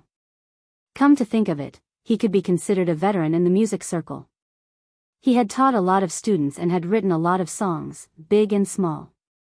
But apart from that famous Ballad of Shu Xian, he didn't seem to have any other noteworthy works. Teacher Ding worked part-time as a music teacher in a lot of schools, and used the pitiful number of classes given to him to unearth young talents with musical accomplishments. Teacher Ding was very bitter, but couldn't say it out loud. A while ago, Teacher Ding had been invited as a guest on a variety show. Then, a group of people had surrounded him and started to ridicule him one by one. Some people said that Teacher Ding had once been a vein of pop music and had been at the forefront. Now, after so many years, Teacher Ding was still in the pop music ranks, but he was hovering at the back, and refused to fall behind. In order to carry this old man, Huaxiu Nation's pop music couldn't even run. At first glance, this sounded a little sarcastic. Teacher Ding knew that this was just ridicule, and that as a musician, he should have a spirit of entertainment. After hearing this, Teacher Ding still felt a little uncomfortable. But it had to be said that this vicious ridicule also made Teacher Ding re-examine his own musical path. Am I really old? Teacher Ding had never been one to admit that he was old. He felt that he was as young as the children nowadays. But every time he saw Headmaster Chen at school, the latter would respectfully call him Old Ding. This made Teacher Ding feel a heartbreak from the bottom of his heart.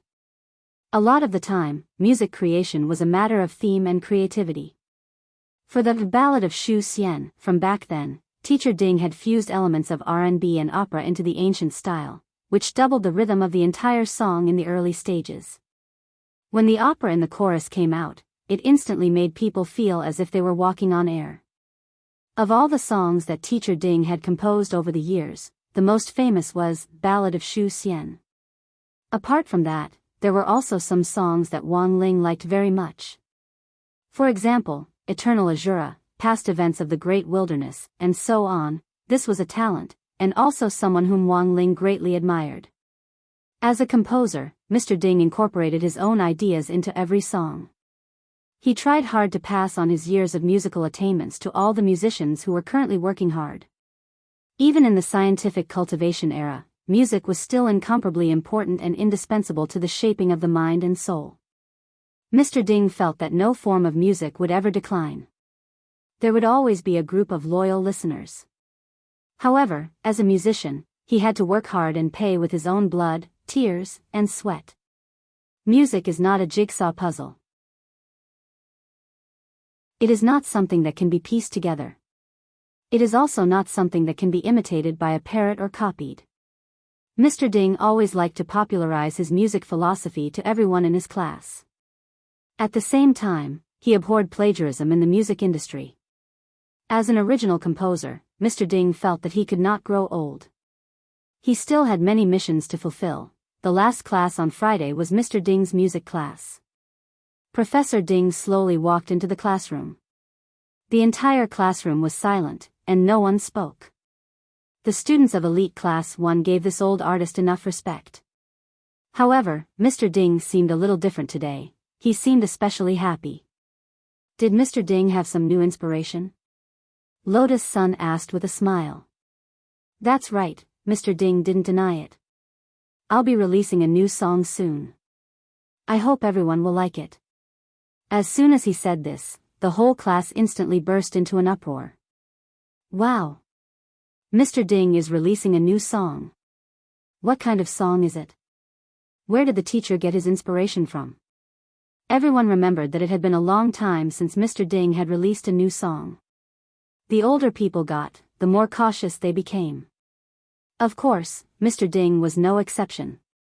In Mr. Ding's music dictionary, there was absolutely no such thing as shoddy production.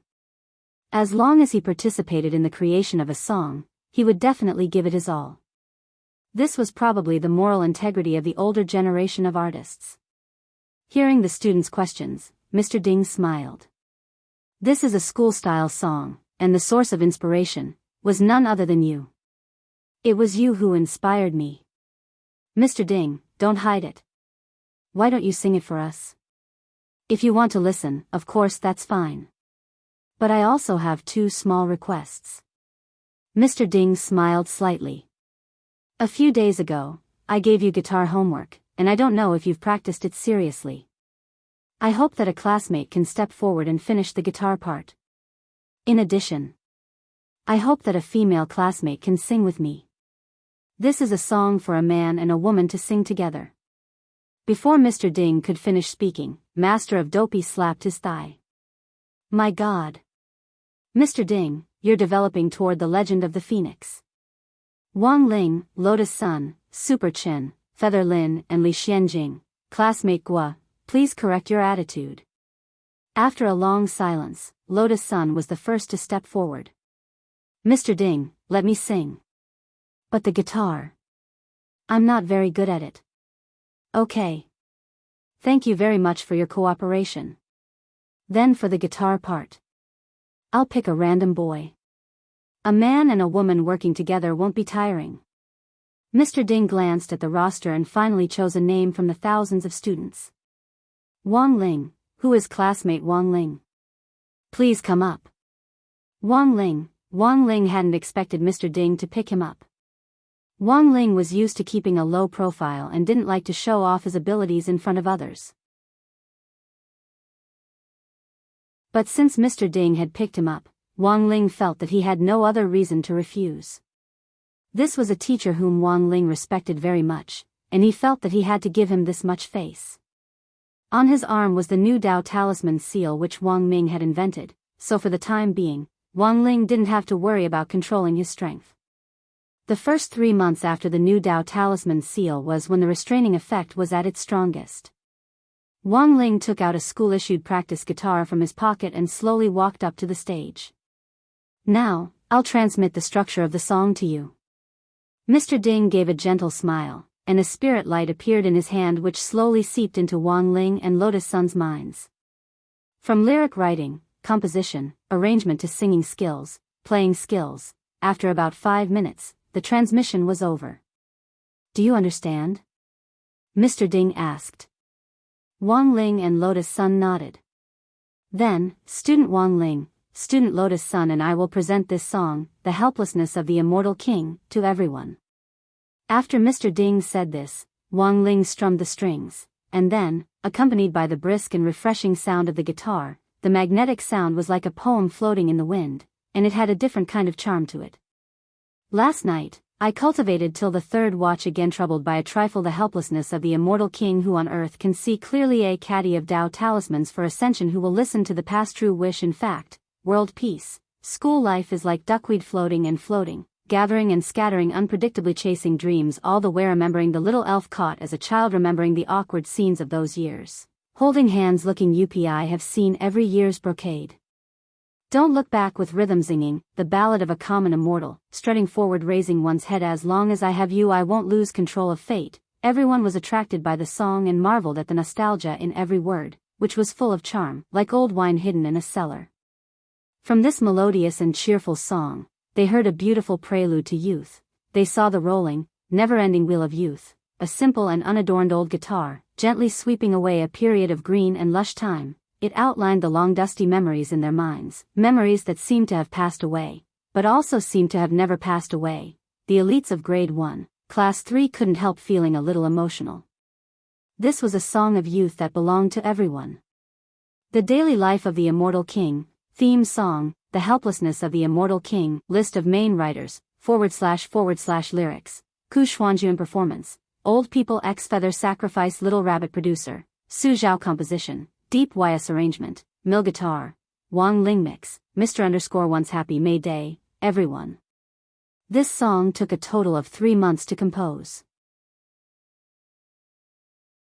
Before I even opened the book, I had been planning for it. From the lyrics, composition, arrangement, recording of the instruments, recording of the vocals and harmony of the singer, to the post-production mixing, and the promotion of the music video. Thank you very much to all the friends who worked together on this song. At the same time, I hope that all the brothers and sisters who truly love the daily life of the immortal king and Ku Xianjun will do their best to support Ku Xuanjun's creation. This song is currently available for download on NetEase Cloud Music. There may be a delay in searching on NetEase Cloud. If you can't find the song by name, you can search for the singer directly, Ku Xianjun. Come listen to the song. On B Station, search for Ku Xianjun. You can also search on the WeChat public platform, Ku Xianjun, with the keyword, Immortal King, to see it.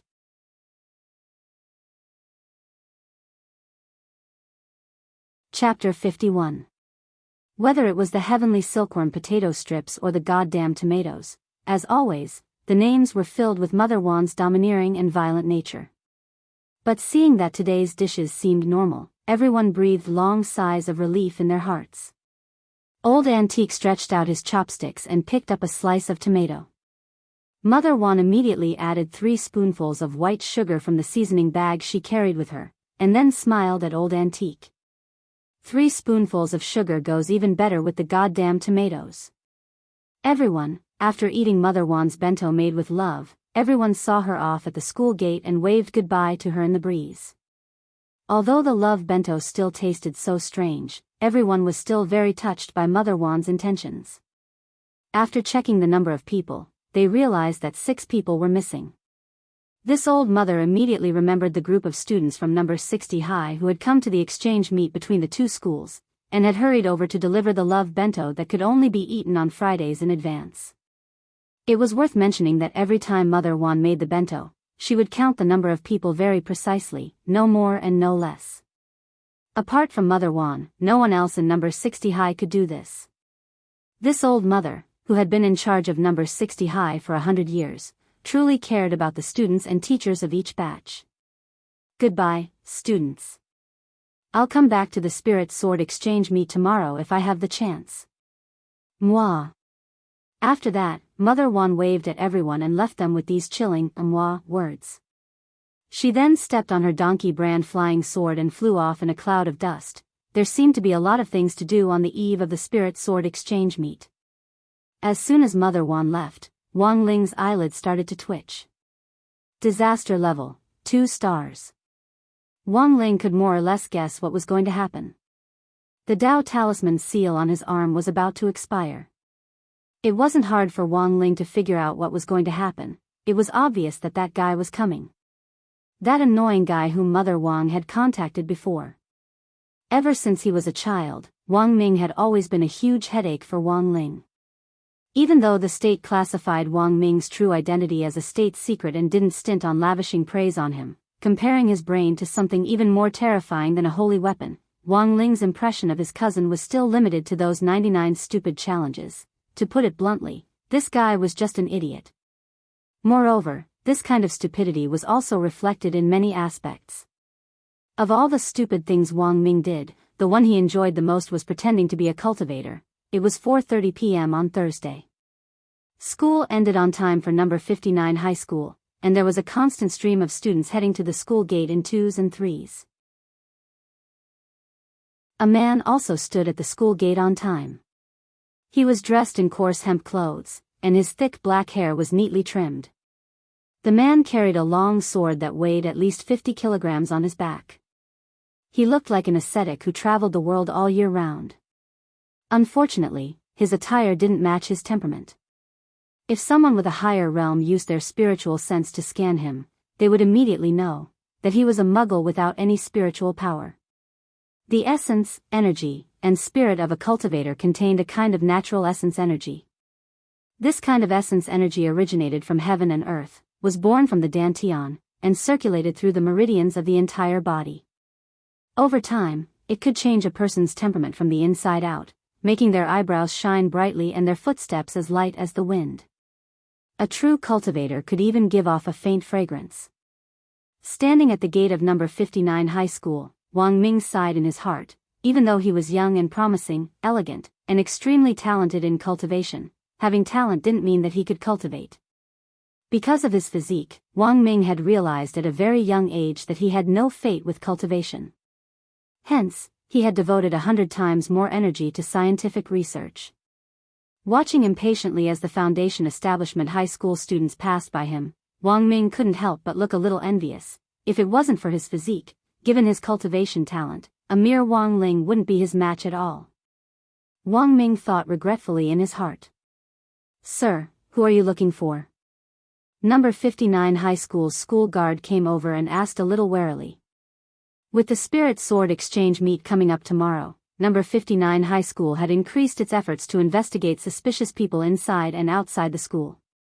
Even parents had to report to the teachers in advance before they could enter the school, and the teachers had to call the school guard office to request permission before they could enter. But this person had been standing at the school gate since 20 minutes ago, sighing as he did so. The school guard thought that this person was a little strange. Looking at the old man, Wang Ming suddenly came back to his senses. "Hello, fellow Daoist, I'm here to look for someone." The old man sensed a trace of an ancient aura from this form of address. He looked Wang Ming up and down carefully again. "You're a parent?" The old man also had a cultivation, although it wasn't a very high realm. However, he could still distinguish a cultivator's essence, qi, and spirit. The term, fellow Daoist, was something that big shots with profound realms addressed each other. The old school guard stared at Wang Ming's face for a long time, but no matter how he looked at him, he couldn't tell that this person was a big shot. On the contrary, the more he looked, the more suspicious he felt. Yes, I'm a parent. I'm here to look for someone." Wang Ming carefully calculated his seniority. When all was said and done, he was also an older brother. He was a whole 6 years older than Wang Ling. It didn't seem wrong to call him a parent. Thus, he nodded. "Which student's parent are you, and which class?" "I'm here to look for number 60 high school's Wang Ling. He's representing the school at the exchange meet." The old man was suddenly enlightened. So it was that group of people, but as a student's parent, the old man was still suspicious of Wang Ming's identity. A parent of a Foundation Establishment student should at least be at the Golden Core stage, right? Most of the school teachers were at the Golden Core stage, and the old guard had come into contact with them a lot, so he could still distinguish this aura. It was very obvious that this person didn't have the slightest bit of spirit energy on him. Thinking about the recent assassination attempt by Shadow Stream at number 60 high school, the old guard's thoughts couldn't help drifting. In the last 2 days, the higher-ups had issued clear orders to be on guard for fear that Shadow Stream would take advantage of the Spirit Sword exchange meet to retaliate. Now, number 59 high school's entrance examination was very strict, and internal security had arranged patrols and experts to keep watch. To be honest, the old guard didn't think that Shadow Stream would have the guts to brazenly sneak into the school. But this young man pretending to be a cultivator had indeed successfully attracted the old man's attention.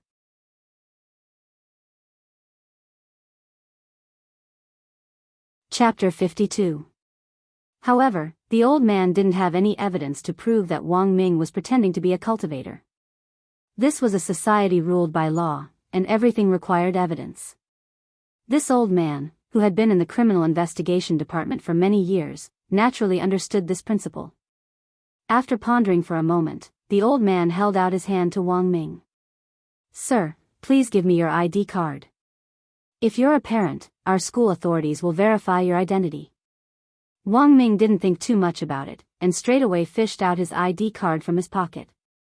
The old man took his ID card, turned to the guard room, and took out a portable card scanner before inserting his ID card into it. For the last 2 days, Number 59 High School had been on high alert in order to ensure that the exchange meet between the two schools could proceed smoothly. This portable card scanner was used to check the identities of suspicious people. Generally, the school would only use it during the college entrance examination. As long as the ID card was inserted into the scanner, it could instantly verify whether it was real or fake. This old man, who was experienced in criminal investigation, thought that if this person had really been sent by criminals, it was likely that his ID card wasn't real either. It had to be said that the old man's judgment in criminal investigation was indeed very good. Wang Ming's ID card was indeed fake. But the producer of this fake ID card was none other than Huaxiao Nation's Cultivation Academy of Science. Official forgeries were the most lethal. Wang Ming's identity had always been protected by Huaxiao Nation as a state secret, and no one could find out anything about him. Take this fake ID card, for example. Apart from his age, basically everything else was fake. What birthplace, ID number, and even his portrait had been filtered to make him look good. This could be considered special treatment for Wang Ming, the youngest academician in Huaxiao Nation's history. So, forget a mere old school guard, even if the cultivation police personally came to check his ID card, Wang Ming wouldn't be able to do it. Wang Ming didn't even have to be modest. In the end, just as Wang Ming had expected, his ID card passed the card scanner very smoothly. Like a POS machine, the card scanner printed out a long list, which gave the old school guard a blank look. Name, Wang Xiao. Gender, male. Age, 22. Place of origin, Fragrant Pavilion and Water Pavilion, Yending Heavenly Palace, Tianba City, Huaxiao Nation. Character experience, Wang Xiao came from a poor family, but he is extremely talented. He is one of the rarest existences in the entire cultivation continent. He has a younger sister called Wang Xiaohua, but unfortunately, she is not his biological daughter. He frequents the auction houses and the underground markets. He has a female confidant, but she was born with Yin energy and cannot take care of herself. At the age of 16, he accidentally gave his first time to the legendary demon Medusa. The above information has been verified by Huaxiao National Cultivation Police Department. The old man cursed in his heart when he saw this nonsensical character experience. This experience is even more incredible than a web novel. What surprised the grandpa the most was that this strange and miraculous experience had actually passed the examination of the cultivation police. There must be some kind of deal going on behind the scenes, right? It was actually Wang Ming himself who had written this unreliable life story. Back then, the president of the Cultivation Academy of Science had repeatedly asked Wang Ming to revise it, but in the end, he couldn't dissuade Wang Ming's persistence. Wang Ming had always regretted the fact that he was unable to cultivate despite his talent, so he was very serious about this kind of detail. He wasn't a cultivator, but he still wanted to pretend to be one. Whatever other cultivators had, he had to have it too. Wang Ming had summed up the life story on the ID card based on the cultivation novels he had read. No matter how inconceivable it looked to outsiders, he was at least very satisfied. As for the long sword that Wang Ming carried on his back, it weighed 100 jin, but it was a real immortal sword. Wang Ming had given this heavy long sword the name Xianzhong. Although he didn't have spirit energy and couldn't use it, Wang Ming still braced himself and carried it wherever he went. So, to sum it up in one sentence, it was that Wang Ming was stubborn and liked to put on airs. This was also why Wang Ling hated Wang Ming a little. Wang Ming's stupidity was reflected in every aspect. This definitely wasn't just a one-sided statement. Relying on his flawless ID card, Wang Ming had entered number 59 high school as he had wished. But he wasn't in a hurry to look for Wang Ling. Instead, he turned into the grove on the side of the tree-lined path, found a secluded corner, and put down the long sword on his back. As soon as the immortal sword touched the ground, the lawn instantly sank into a shallow pit. Damn it, this sword was too heavy. Wang Ming's forehead was covered in sweat. An immortal sword that weighed 100 jin was like a toy in the hands of any Foundation establishment cultivator. But as an ordinary person, Wang Ming felt that his shoulder would be dislocated after carrying this sword for so long without taking a break. I have to deliver the Dao Talisman to Wang Ling as soon as possible. Putting on airs was one thing, but Wang Ming hadn't forgotten his mission this time. Delivering the Dao Talisman was his number one mission. After all, it was currently the only way to suppress Wang Ling's power. He had to deliver it to Wang Ling before the last Dao Talisman was about to expire. Otherwise, all of humanity could face a crisis. While he was thinking this, Wang Ming decided to set off. Just as he was about to lift the black heavy sword, a pretty girl in number 59 high school's uniform walked slowly toward him from a distance. This was a tall girl, and even number 59 high school's ugly uniform couldn't hide her beautiful face. The school jacket was slightly open, and Wang Ming could even vaguely see the other party's sexy collarbone and the plump, F***K. Long, straight black hair. And it was a 36D. Wang Ming was so excited that he sucked in a breath. In a flash, he picked up the 50 jin black heavy sword from the ground and carried it on his back. It was obvious that the frantic secretion of adrenaline had numbed Wang Ming's sensory nerves.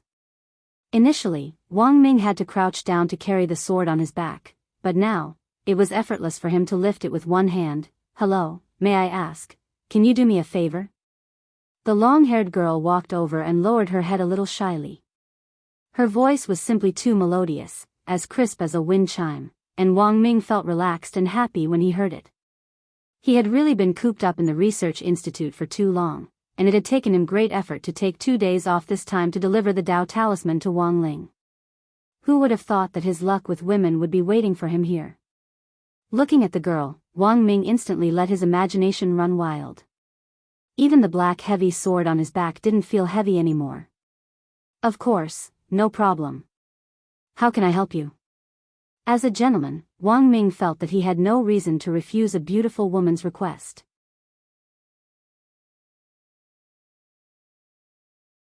Chapter 53. When a tall, beautiful young girl delicately stretched out her hand to ask for help, most men wouldn't refuse. At first, there didn't seem to be anything wrong with the girl's words, but anyone who had studied in a cultivation school would definitely be able to pick out a lot of loopholes in her words. First of all, it was impossible for a spirit sword to be stuck in a stone, unless the stone was a divine striking stone. Otherwise, a normal stone wouldn't be able to resist a spirit sword at all. It would be as soft as tofu when cut. Furthermore, the gymnasium in a high school cultivation school wasn't open all day, especially when number 59 high school had been heavily guarded for the past 2 days.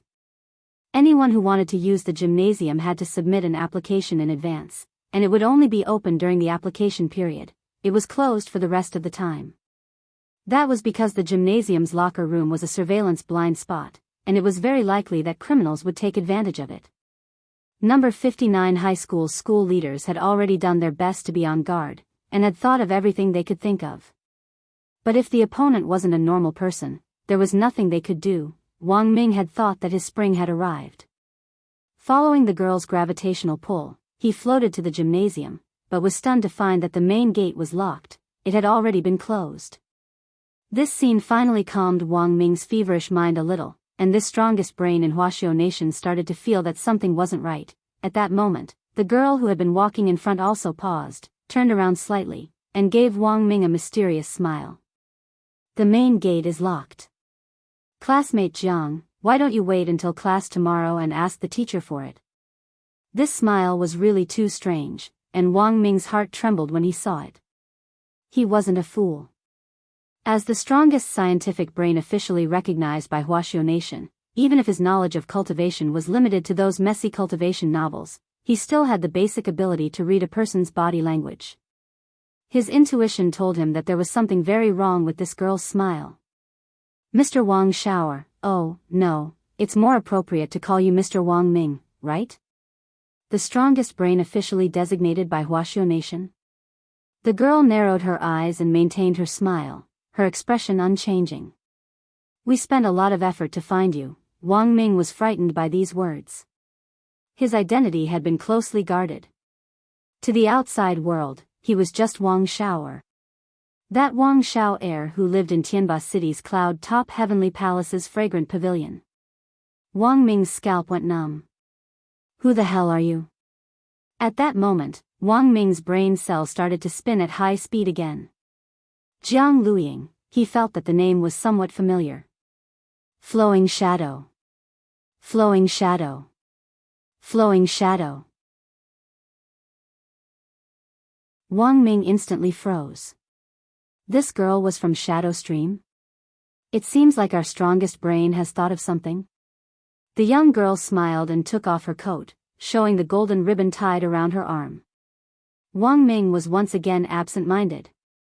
Shadow Stream Gold Ribbon Assassin. This was not only an expert assassin, but also an expert among experts. Moreover, a Shadow Stream Gold Ribbon expert signified that this person was also a high-level member of Shadow Stream. Wang Ming remembered that he had once read a confidential report from the Research Institute. Among the top 5 killers on the current international ranking list of killers, Shadow Stream's Gold Ribbon killers occupied the 2nd to 5th places. As for the legendary number 1 assassin with the code name, Teacher Killer. To this day, the International Intelligence Agency was able to accurately grasp the information of the top assassin in the world. At the moment, none of this was important. The most important thing was that Shadow Stream's people had actually started to move again. The Spirit Sword exchange meet between the two schools was just around the corner. Needless to say, Wang Ming knew that this group of people probably wanted to stir up trouble again. Although Wang Ming didn't think that this group of people would be able to stir up any waves, after all, Wang Ling was there. In an extremely short period of time, Wang Ming quickly sorted out his thoughts and looked at the young girl as he spoke. Your real target isn't me, right? Seeing that the young girl wasn't speaking, Wang Ming continued, your goal is revenge. Am I right? You're trying to kidnap me, Huaxiao's strongest brain, and use me as a hostage to hijack the exchange meet between the two schools tomorrow? Jiang Luiying smiled slightly. Let's just say you're right. But have you ever thought that even if you find out my identity? My identity is a secret to the outside world. In other people's eyes, you've just kidnapped an ordinary person of no value. Wang Ming was sure that the young girl wouldn't hurt him for the time being, so he started to calm down. What if we reveal your true identity? Wang Ming was startled by this answer. What's in it for you? As long as it's not good for you, it's good for our Shadow Stream. The red ribbon assassins that we painstakingly nurtured were all killed in a rundown school like that. Now that I think about it, it's still inconceivable. At the Spirit Sword exchange meet tomorrow, the leaders of both schools will be present. In other words, all the experts will be present. Holy shit. You want to catch us all in one fell swoop? Wang Ming was stunned. What's there to be shocked about? Why not? It was just 2 ordinary high schools. According to the intelligence, the strongest expert who would be present tomorrow was only at the peak of the late Gold Core realm, right? With just this bit of strength, I can crush one with one hand. The young girl revealed her small canine teeth and smiled sinisterly. Wang Ming, first of all, putting aside the question of whether or not they could crush Wang Ling to death. Wang Ming felt that based on the last time Shadow Stream had sent out their red ribbon assassins, it was very clear that Shadow Stream's higher-ups hadn't learned their lesson at all. Speaking of which, they didn't know what kind of enemy they were facing at all, right? This was Wang Ling. Once his power went out of control, even Wang Ming himself would be afraid of him. Miss, I advise you to give up on this idea as soon as possible and go home. Your mom is calling you for dinner. Wang Ming tried his best to persuade her. In this world, there was actually someone even more stupid than him. Wang Ming really couldn't understand why such a cute and beautiful girl would insist on courting death. That won't do. It was clear that the young girl was determined this time. We've been preparing for this revenge operation for a long time. As she spoke, the young girl waved her hand. Spirit light flashed at her fingertips, and a hexagonal crystal instantly appeared in her palm. You should be very familiar with this thing, right? So it was you who stole the Void Stone from the Research Institute. Wang Ming's eyes widened. Wang Ming was very familiar with this thing. This was a magic treasure that was currently being developed. Based on the magic treasure itself, it had been combined with modern space technology, and was a cultivation black technology magic treasure that was still in the testing stage.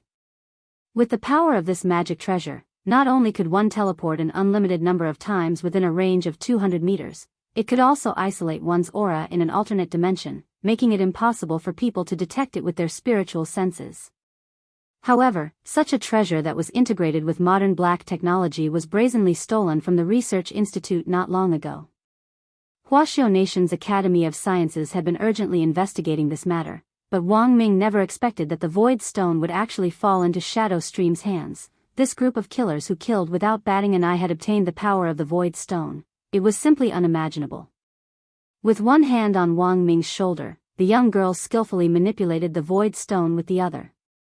Wang Ming felt his vision blur, and when he came back to his senses, he realized that he had already landed firmly in the gym's locker room. Before the spirit sword exchange meet tomorrow, our strongest brain will have to trouble staying here for the night. May I ask, what time is it? It's almost 6:00. What the hell? It's already 6:00. Wang Ming's eyes widened in astonishment. He hadn't given Wang Ling the new version of the Dao Talisman yet. Wang Ming did a simple calculation. It seemed that there wasn't much time left before the old version of the Dao Talisman completely lost its effect. What, your mom wants you to go home for dinner? Seeing Wang Ming's panicked expression, Jiang Luiying couldn't help laughing sweetly. After calming down and thinking for a moment, Wang Ming replied very seriously. Big sister, you might not believe me when I say this. If you don't let me out, the earth might be destroyed.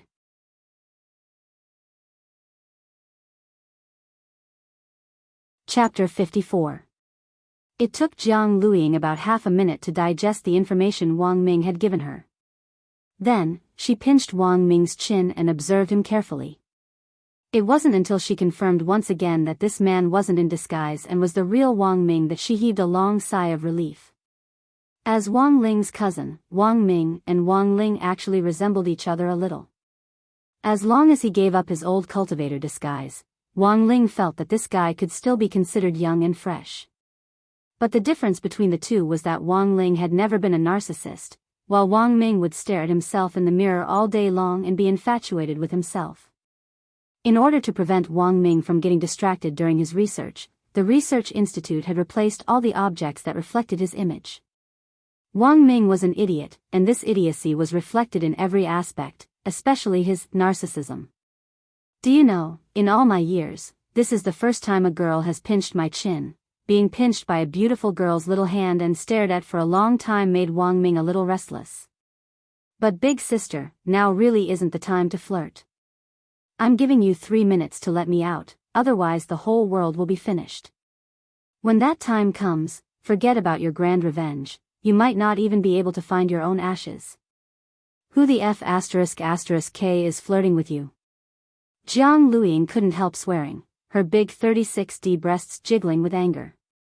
She didn't speak for a long time, and seriously suspected that she had kidnapped the wrong person. She hadn't kidnapped the strongest brain, but the strongest retard. After thinking for a moment, Jiang Luiying suddenly thought of something. Given Wang Ming's current identity, plus the pressure of work, maybe, there really was something wrong with his brain. People who worked in scientific research tended to have very divergent thinking, and this kind of person was most prone to paranoia. After muttering to herself for a while, Jiang Luiying crouched down and said to Wang Ming, I'm very sorry, my tone just now wasn't very good. There's something I should confirm with you. As a qualified kidnapper, Jiang Luiying felt that it was very necessary to pay attention to a hostage's mental health. Otherwise, it wouldn't be good if the hostage went crazy before he could be used. Furthermore, this was a hostage with paranoia, and was very likely to be suicidal. What is it? Wang Ming ducked into a corner of the locker room. You're delusional, aren't you? In other words, there's something wrong with his brain. You're the one with a problem in your head. You don't have to pretend. I already know. Jiang Lu cupped his chin in his hand and looked at Wang Ming calmly. I've studied some basic psychology before. With the degree of paranoia that you have, imagining that the earth will be destroyed every day, this is obviously beyond cure. You should pay attention to it. Didn't the Cultivation Academy of Science do anything about it? You need love. The destruction of Earth is real. If you don't let me out. See, you're acting up again. Jiang Luiying rubbed Wang Ming's head. Don't worry, our shadow stream killers are all very professional. In order to ensure the value of the hostages, no harm was allowed to come to the hostages before they were used. Both physically and mentally. As she spoke, Jiang Luiying gripped Wang Ming's hand tightly. Believe me, I'll cure you. Wang Ming already didn't know what to say. How about this, in order to show my sincerity? I'll give you a love hug first. As soon as the girl said this, Wang Ming felt a pair of hands wrap around his back and forcibly encircle him. Immediately after, he felt two incomparably huge shadows pressing down on him like Mount Tai, tightly covering his face. Wang Ming. F***K. These two things were really too big. He couldn't breathe at all. The girl hugged Wang Ming for a full 2 minutes before she let go. Then, she was stunned to find that Wang Ming had already fainted, and 2 streams of dark red blood were gushing out of his nose. At that moment, Jiang Luiying truly felt the seriousness of the problem. She immediately dialed a number on her wristwatch. Sister, I've caught the person, but this person seems to have a problem with his brain. My initial assessment is that the other party has a very serious paranoia. I gave him emergency treatment just now, but I didn't expect him to actually have a nosebleed. The voice on the other end of the line was cold and sweet. How did you treat him? Of course it's to give him a hug of love. This kind of serious mental illness needs humanistic care. The woman on the other end of the line clearly sucked in a cold breath. I understand, sister, what do you understand? It's not that there's a problem with his brain, it's that there's a problem with yours. Wang Ling stood at the entrance of number 59 high school's dormitory and gazed deeply into the distance, his eyelids twitching at a steady pace for more than 5 minutes. The disaster level had directly risen from 2 stars to 3 stars. Looking at the current situation, this disaster warning still didn't look like it was going to stop. Wang Ling could more or less guess what on earth this warning foretold. The old version of the Dao Talisman seal was about to expire. It would be completely removed in an hour at most. But until now, there was still no sign of Wang Ming. Wang Ling closed his eyes and released his spiritual senses in an attempt to track down Wang Ming's aura, but realized that he couldn't find it at all. He had clearly sensed Wang Ming's aura earlier. Furthermore, he knew that Wang Ming had already entered number 59 high school. Wang Ling had assumed that Wang Ming would arrive soon, so he had waited at the entrance of the school dormitory.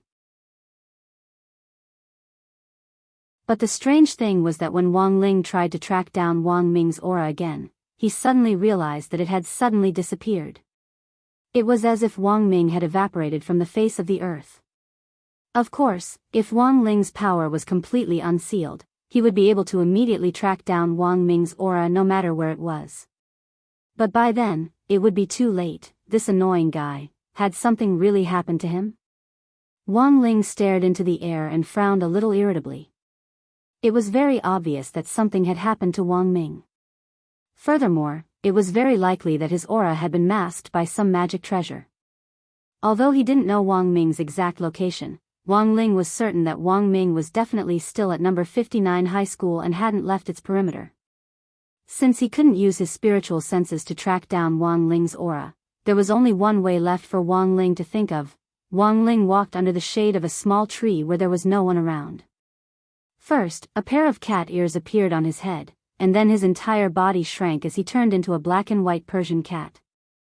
In this critical moment, Wang Ling's first thought was of those little wild cats in number 59 high school's cherry blossom forest.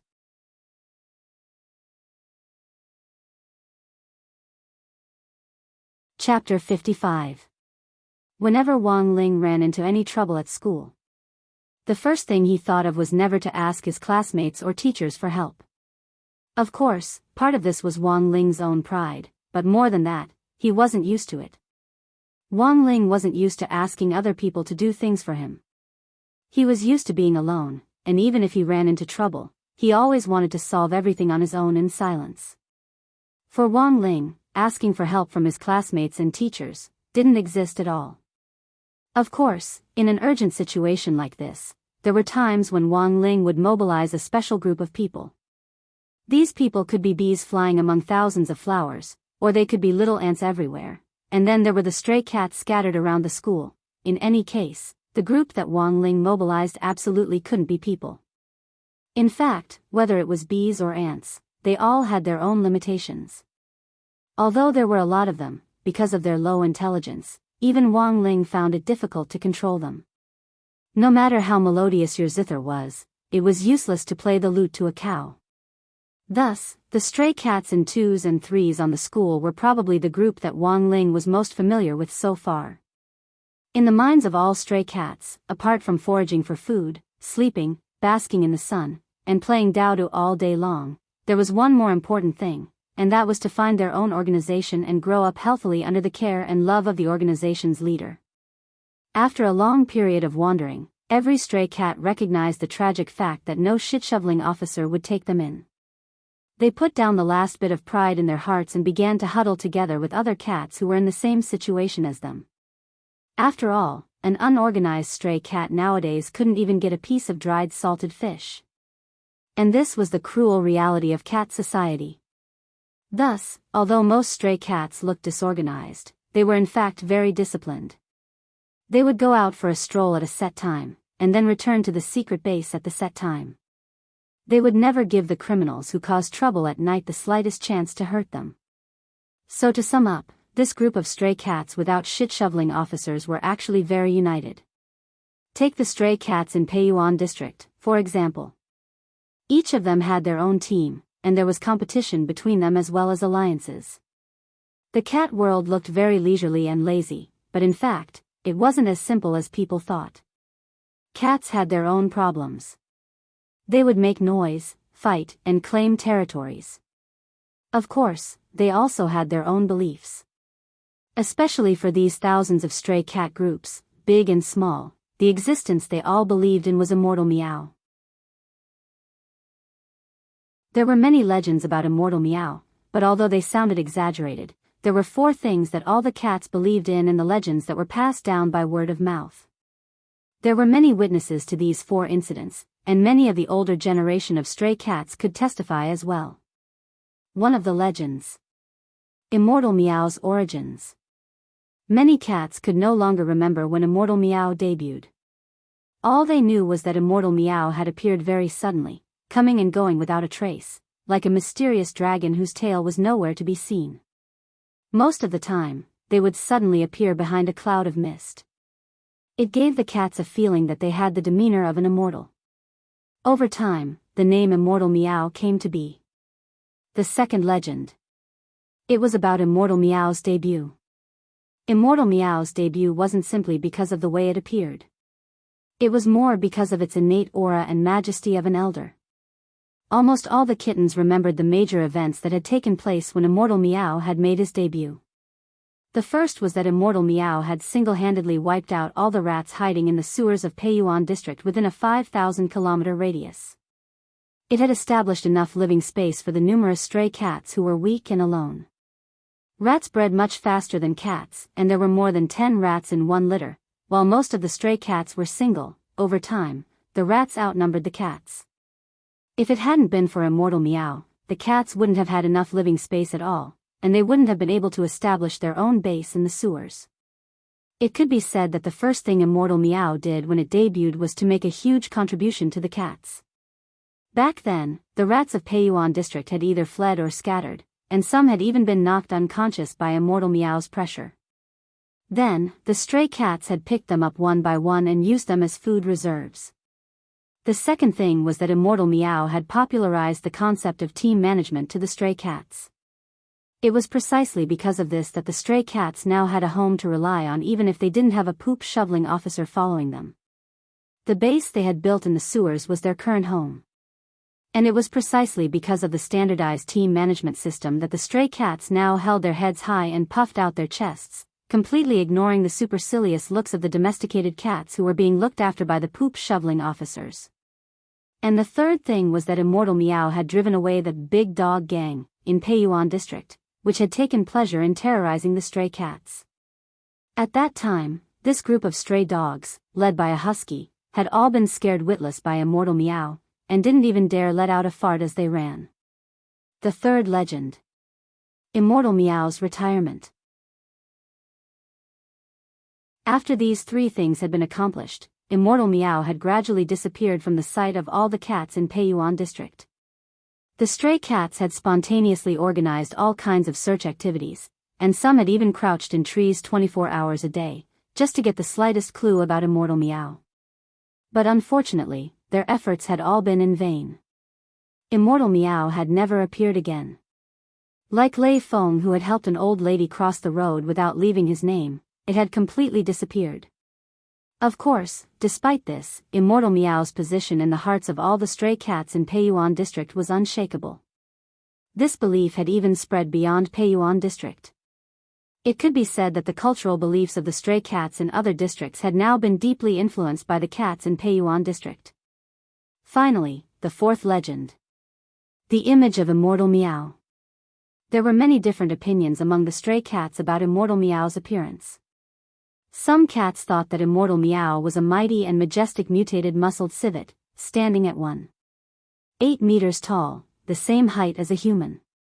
Others said that Immortal Meow was an alien mechanical cat from the future, with a slightly chubby blue body and a noble red nose.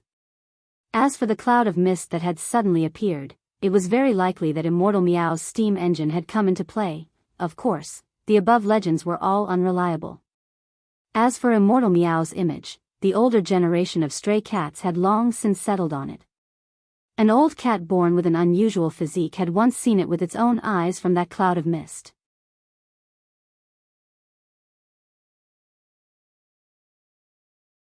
Chapter 56. Wang Ling nimbly jumped onto a spirit-gathering tree and narrowed his eyes slightly as he gazed into the distance. A cat's body was very light, and its paws could cushion its fall as much as possible. Otherwise, Wang Ling wouldn't have dared to jump around like this in his human form. But he wasn't used to it. After transforming into a cat, Wang Ling's field of vision had shrunk a lot. Of course, he was more proficient in controlling his body in this transformation state than He Buffing.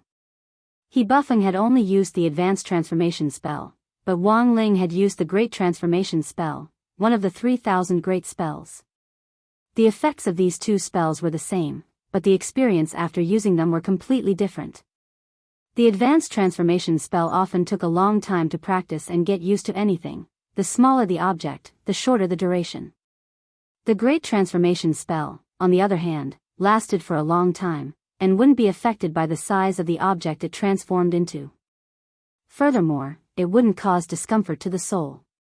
To put it bluntly, one came from an advanced spell book, while the other came from the 3,000 great spells.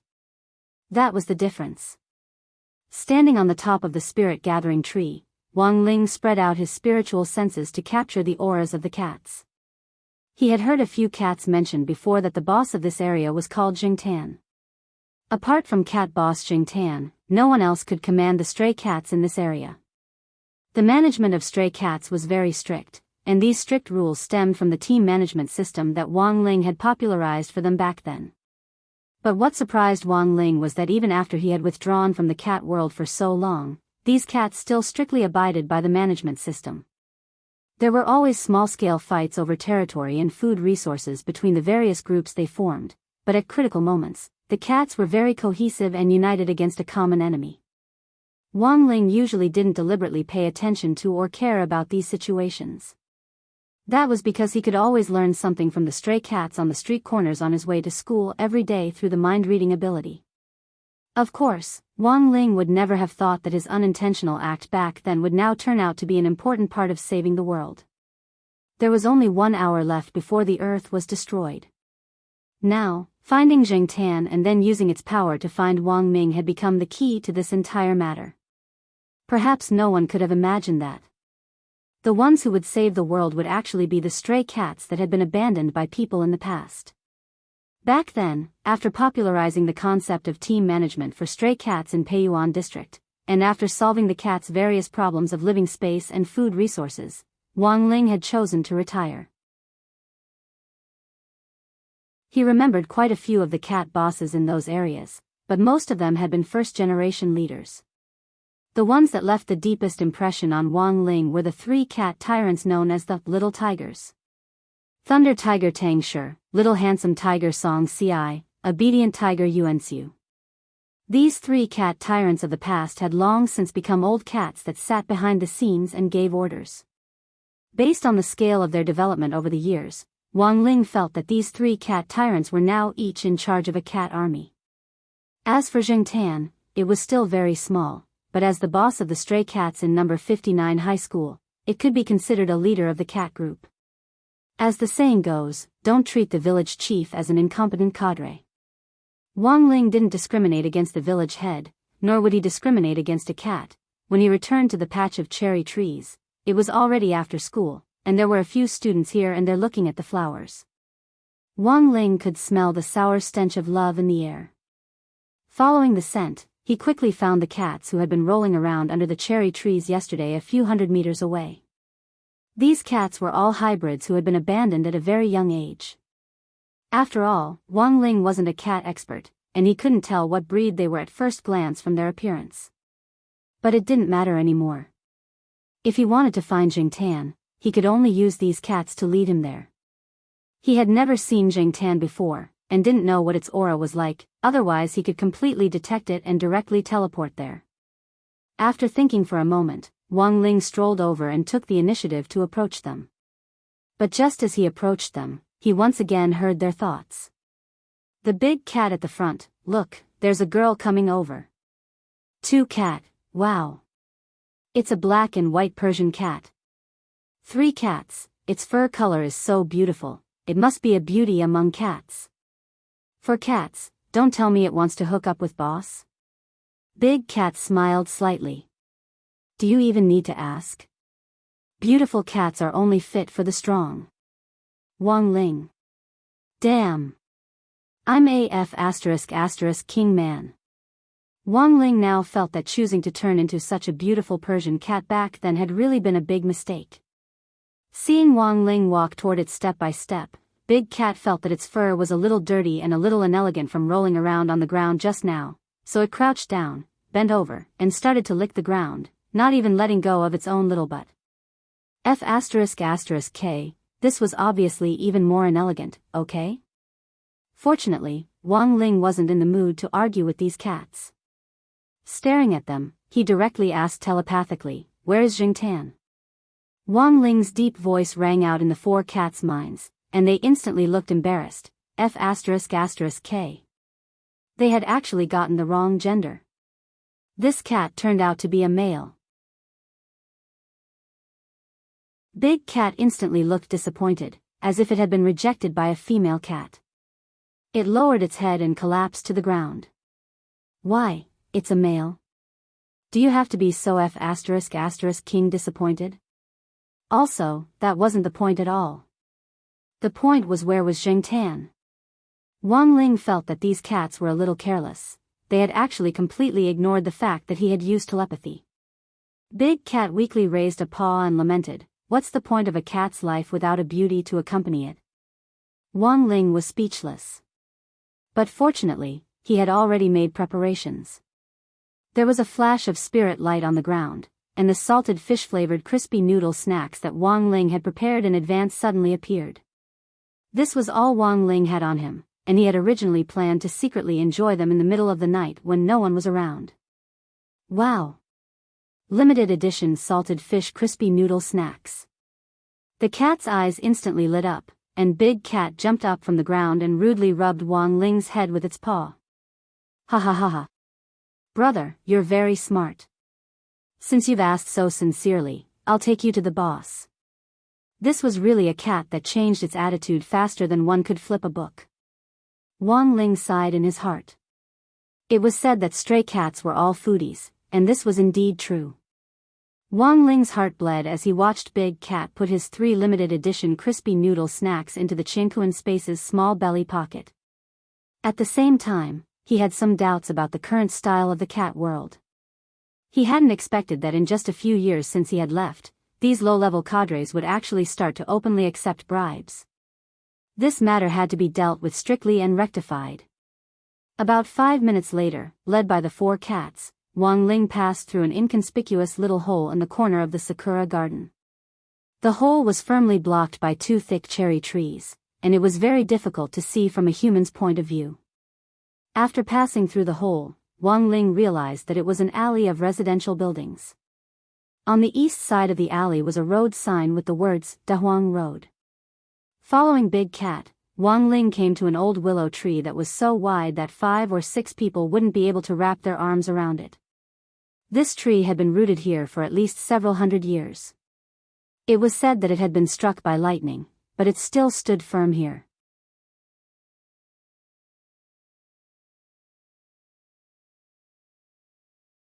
Chapter 57. Wang Ling easily jumped onto a treetop and looked around the small tree hole for a long time, feeling that the space inside was bottomless. He immediately knew that the space inside this tree hole had been developed using space expansion technology. This also proved that Big Cat Jingtan's IQ definitely wasn't low, otherwise it would never have had the intelligence to think of opening up a space. Big Cat told Wang Ling a little proudly that Jingtan had put in a lot of effort to open up this space back then. Of course, it wasn't Jingtan who had come up with this initial idea, but this old willow tree which had been rooted in this alley for 300 years. According to Big Cat, back then, the spirit chi of heaven and earth had gathered, and the old willow tree had developed spiritual intelligence.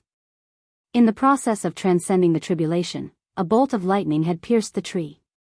Unexpectedly, this bolt of heavenly lightning had inadvertently stimulated the old willow tree's vitality. Now, it was the old willow tree's own idea that this secret tree hole could be used by Jingtan.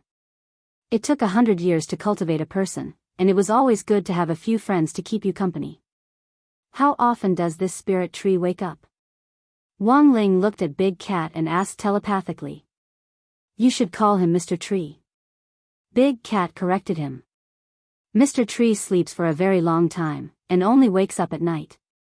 His surname is Zhou. Wang Ling, Zhou, tree, person. Wang Ling jumped into the tree hole with the cats, and it was as if he had entered a space tunnel. After a flash of light and shadow, Wang Ling saw the huge space inside the tree hole. It really was like a secret base in a movie, where all the space had been neatly divided and used. Wang Ling saw 2 or 3 cats in white coats walk by with 2 books on their heads. Big Cat introduced them. This is the research team of Boss Jingtan's team. Then, Wang Ling saw dozens of sparrows wearing small goggles pecking harmoniously at the corn in the corn pond on the side. This is our regiment's flying company.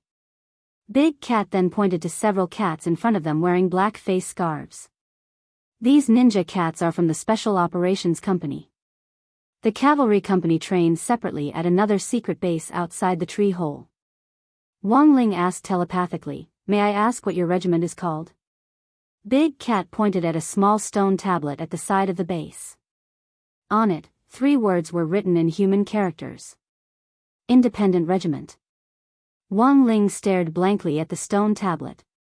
While he was still in shock, Big Cat pointed at the stone tablet and said, "There's Mr. Tree Man's inscription on the back."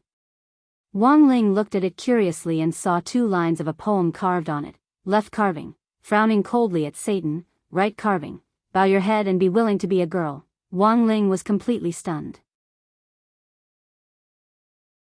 Looking at the overall layout of the space and the team, it had to be said that Jing Tan was a pretty smart cat.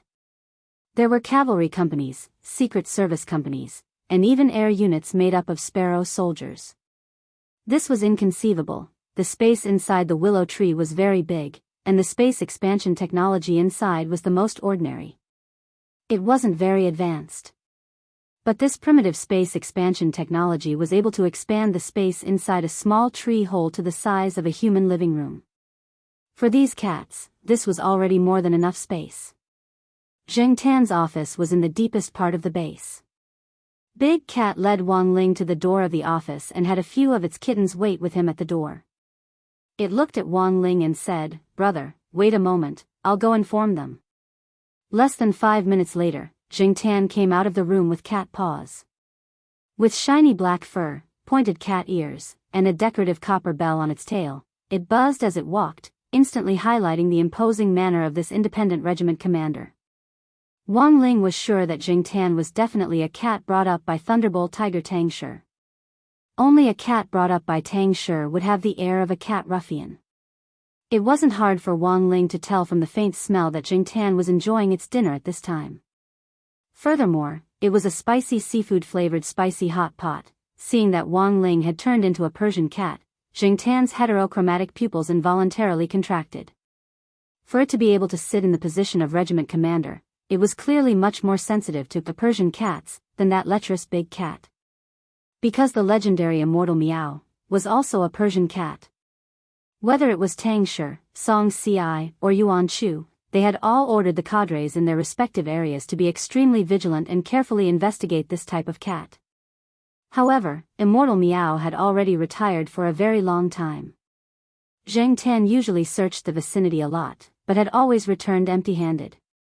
Now, it was suddenly told by Big Cat that a Persian cat had come to look for it. This news stunned Jing Tan. It couldn't be such a coincidence, right? Jing Tan hadn't even finished chewing the spicy fish ball in its mouth when it hurriedly ran out. It carefully stared at the Persian cat in front of it, and then saw the cat directly sit cross-legged and slowly float in the air. Back then, Immortal Meow had only imparted some simple foundation establishment body tempering techniques to the stray cats when it had given them spiritual intelligence. It hadn't personally taught any of the stray cats any immortal magic. A Persian cat that could use the levitation spell, and when it did so, there was even a little mist in the air. There was no need to say anything more as Jing Tan knew this Persian cat's identity. Jing Tan. Big Cat, wow. Brother. What a great magic trick. Jing Tan really wanted to slap this idiot next to it to death. Great your ass.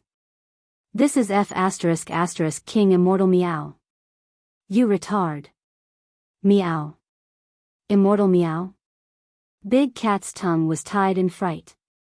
Jing Tan narrowed its eyes. It didn't need to guess to know that this guy had most likely F*** King stirred up trouble again. Boss, I really didn't know. I only received 3 packets of salted fish-flavored crispy noodle snacks. Big Cat stretched out a paw and trembled as it took out the crispy noodle snacks it had hidden in its belly pocket. Jing Tan slapped Big Cat's head to the side with one paw. This thing that couldn't do anything right but was good at ruining things. Greedy for beauty and delicious food. Damn it. Deduct bonus. Deduct salary. Don't even think about getting your year-end bonus of small dried fish. How could its chief of staff be such a blind idiot? Ah. Shiba. Jing Tan slapped its face with a paw, so angry that it couldn't speak. Picking up the crispy noodle snacks from the ground, it instantly felt a lot better. Without wasting any more time with Jing Tan, it stretched out its paw and drew a portrait of Wang Ming on the ground. At the same time, it sent a telepathic message to Jing Tan to explain its request. Wang Ling hadn't used this space shorthand technique ever since he had won the national art competition as a child. Because it was simply too eye-catching. Jing Tan nodded and turned its head to look at its chief of staff, only to see that this guy was lying on the ground with a paw over his ear, repenting. Big Biao, you idiot. It's time for you to atone for your sins. You're tuning into the Journey of the Soul YouTube channel. Don't forget to subscribe and join us on this journey to catch the most captivating stories.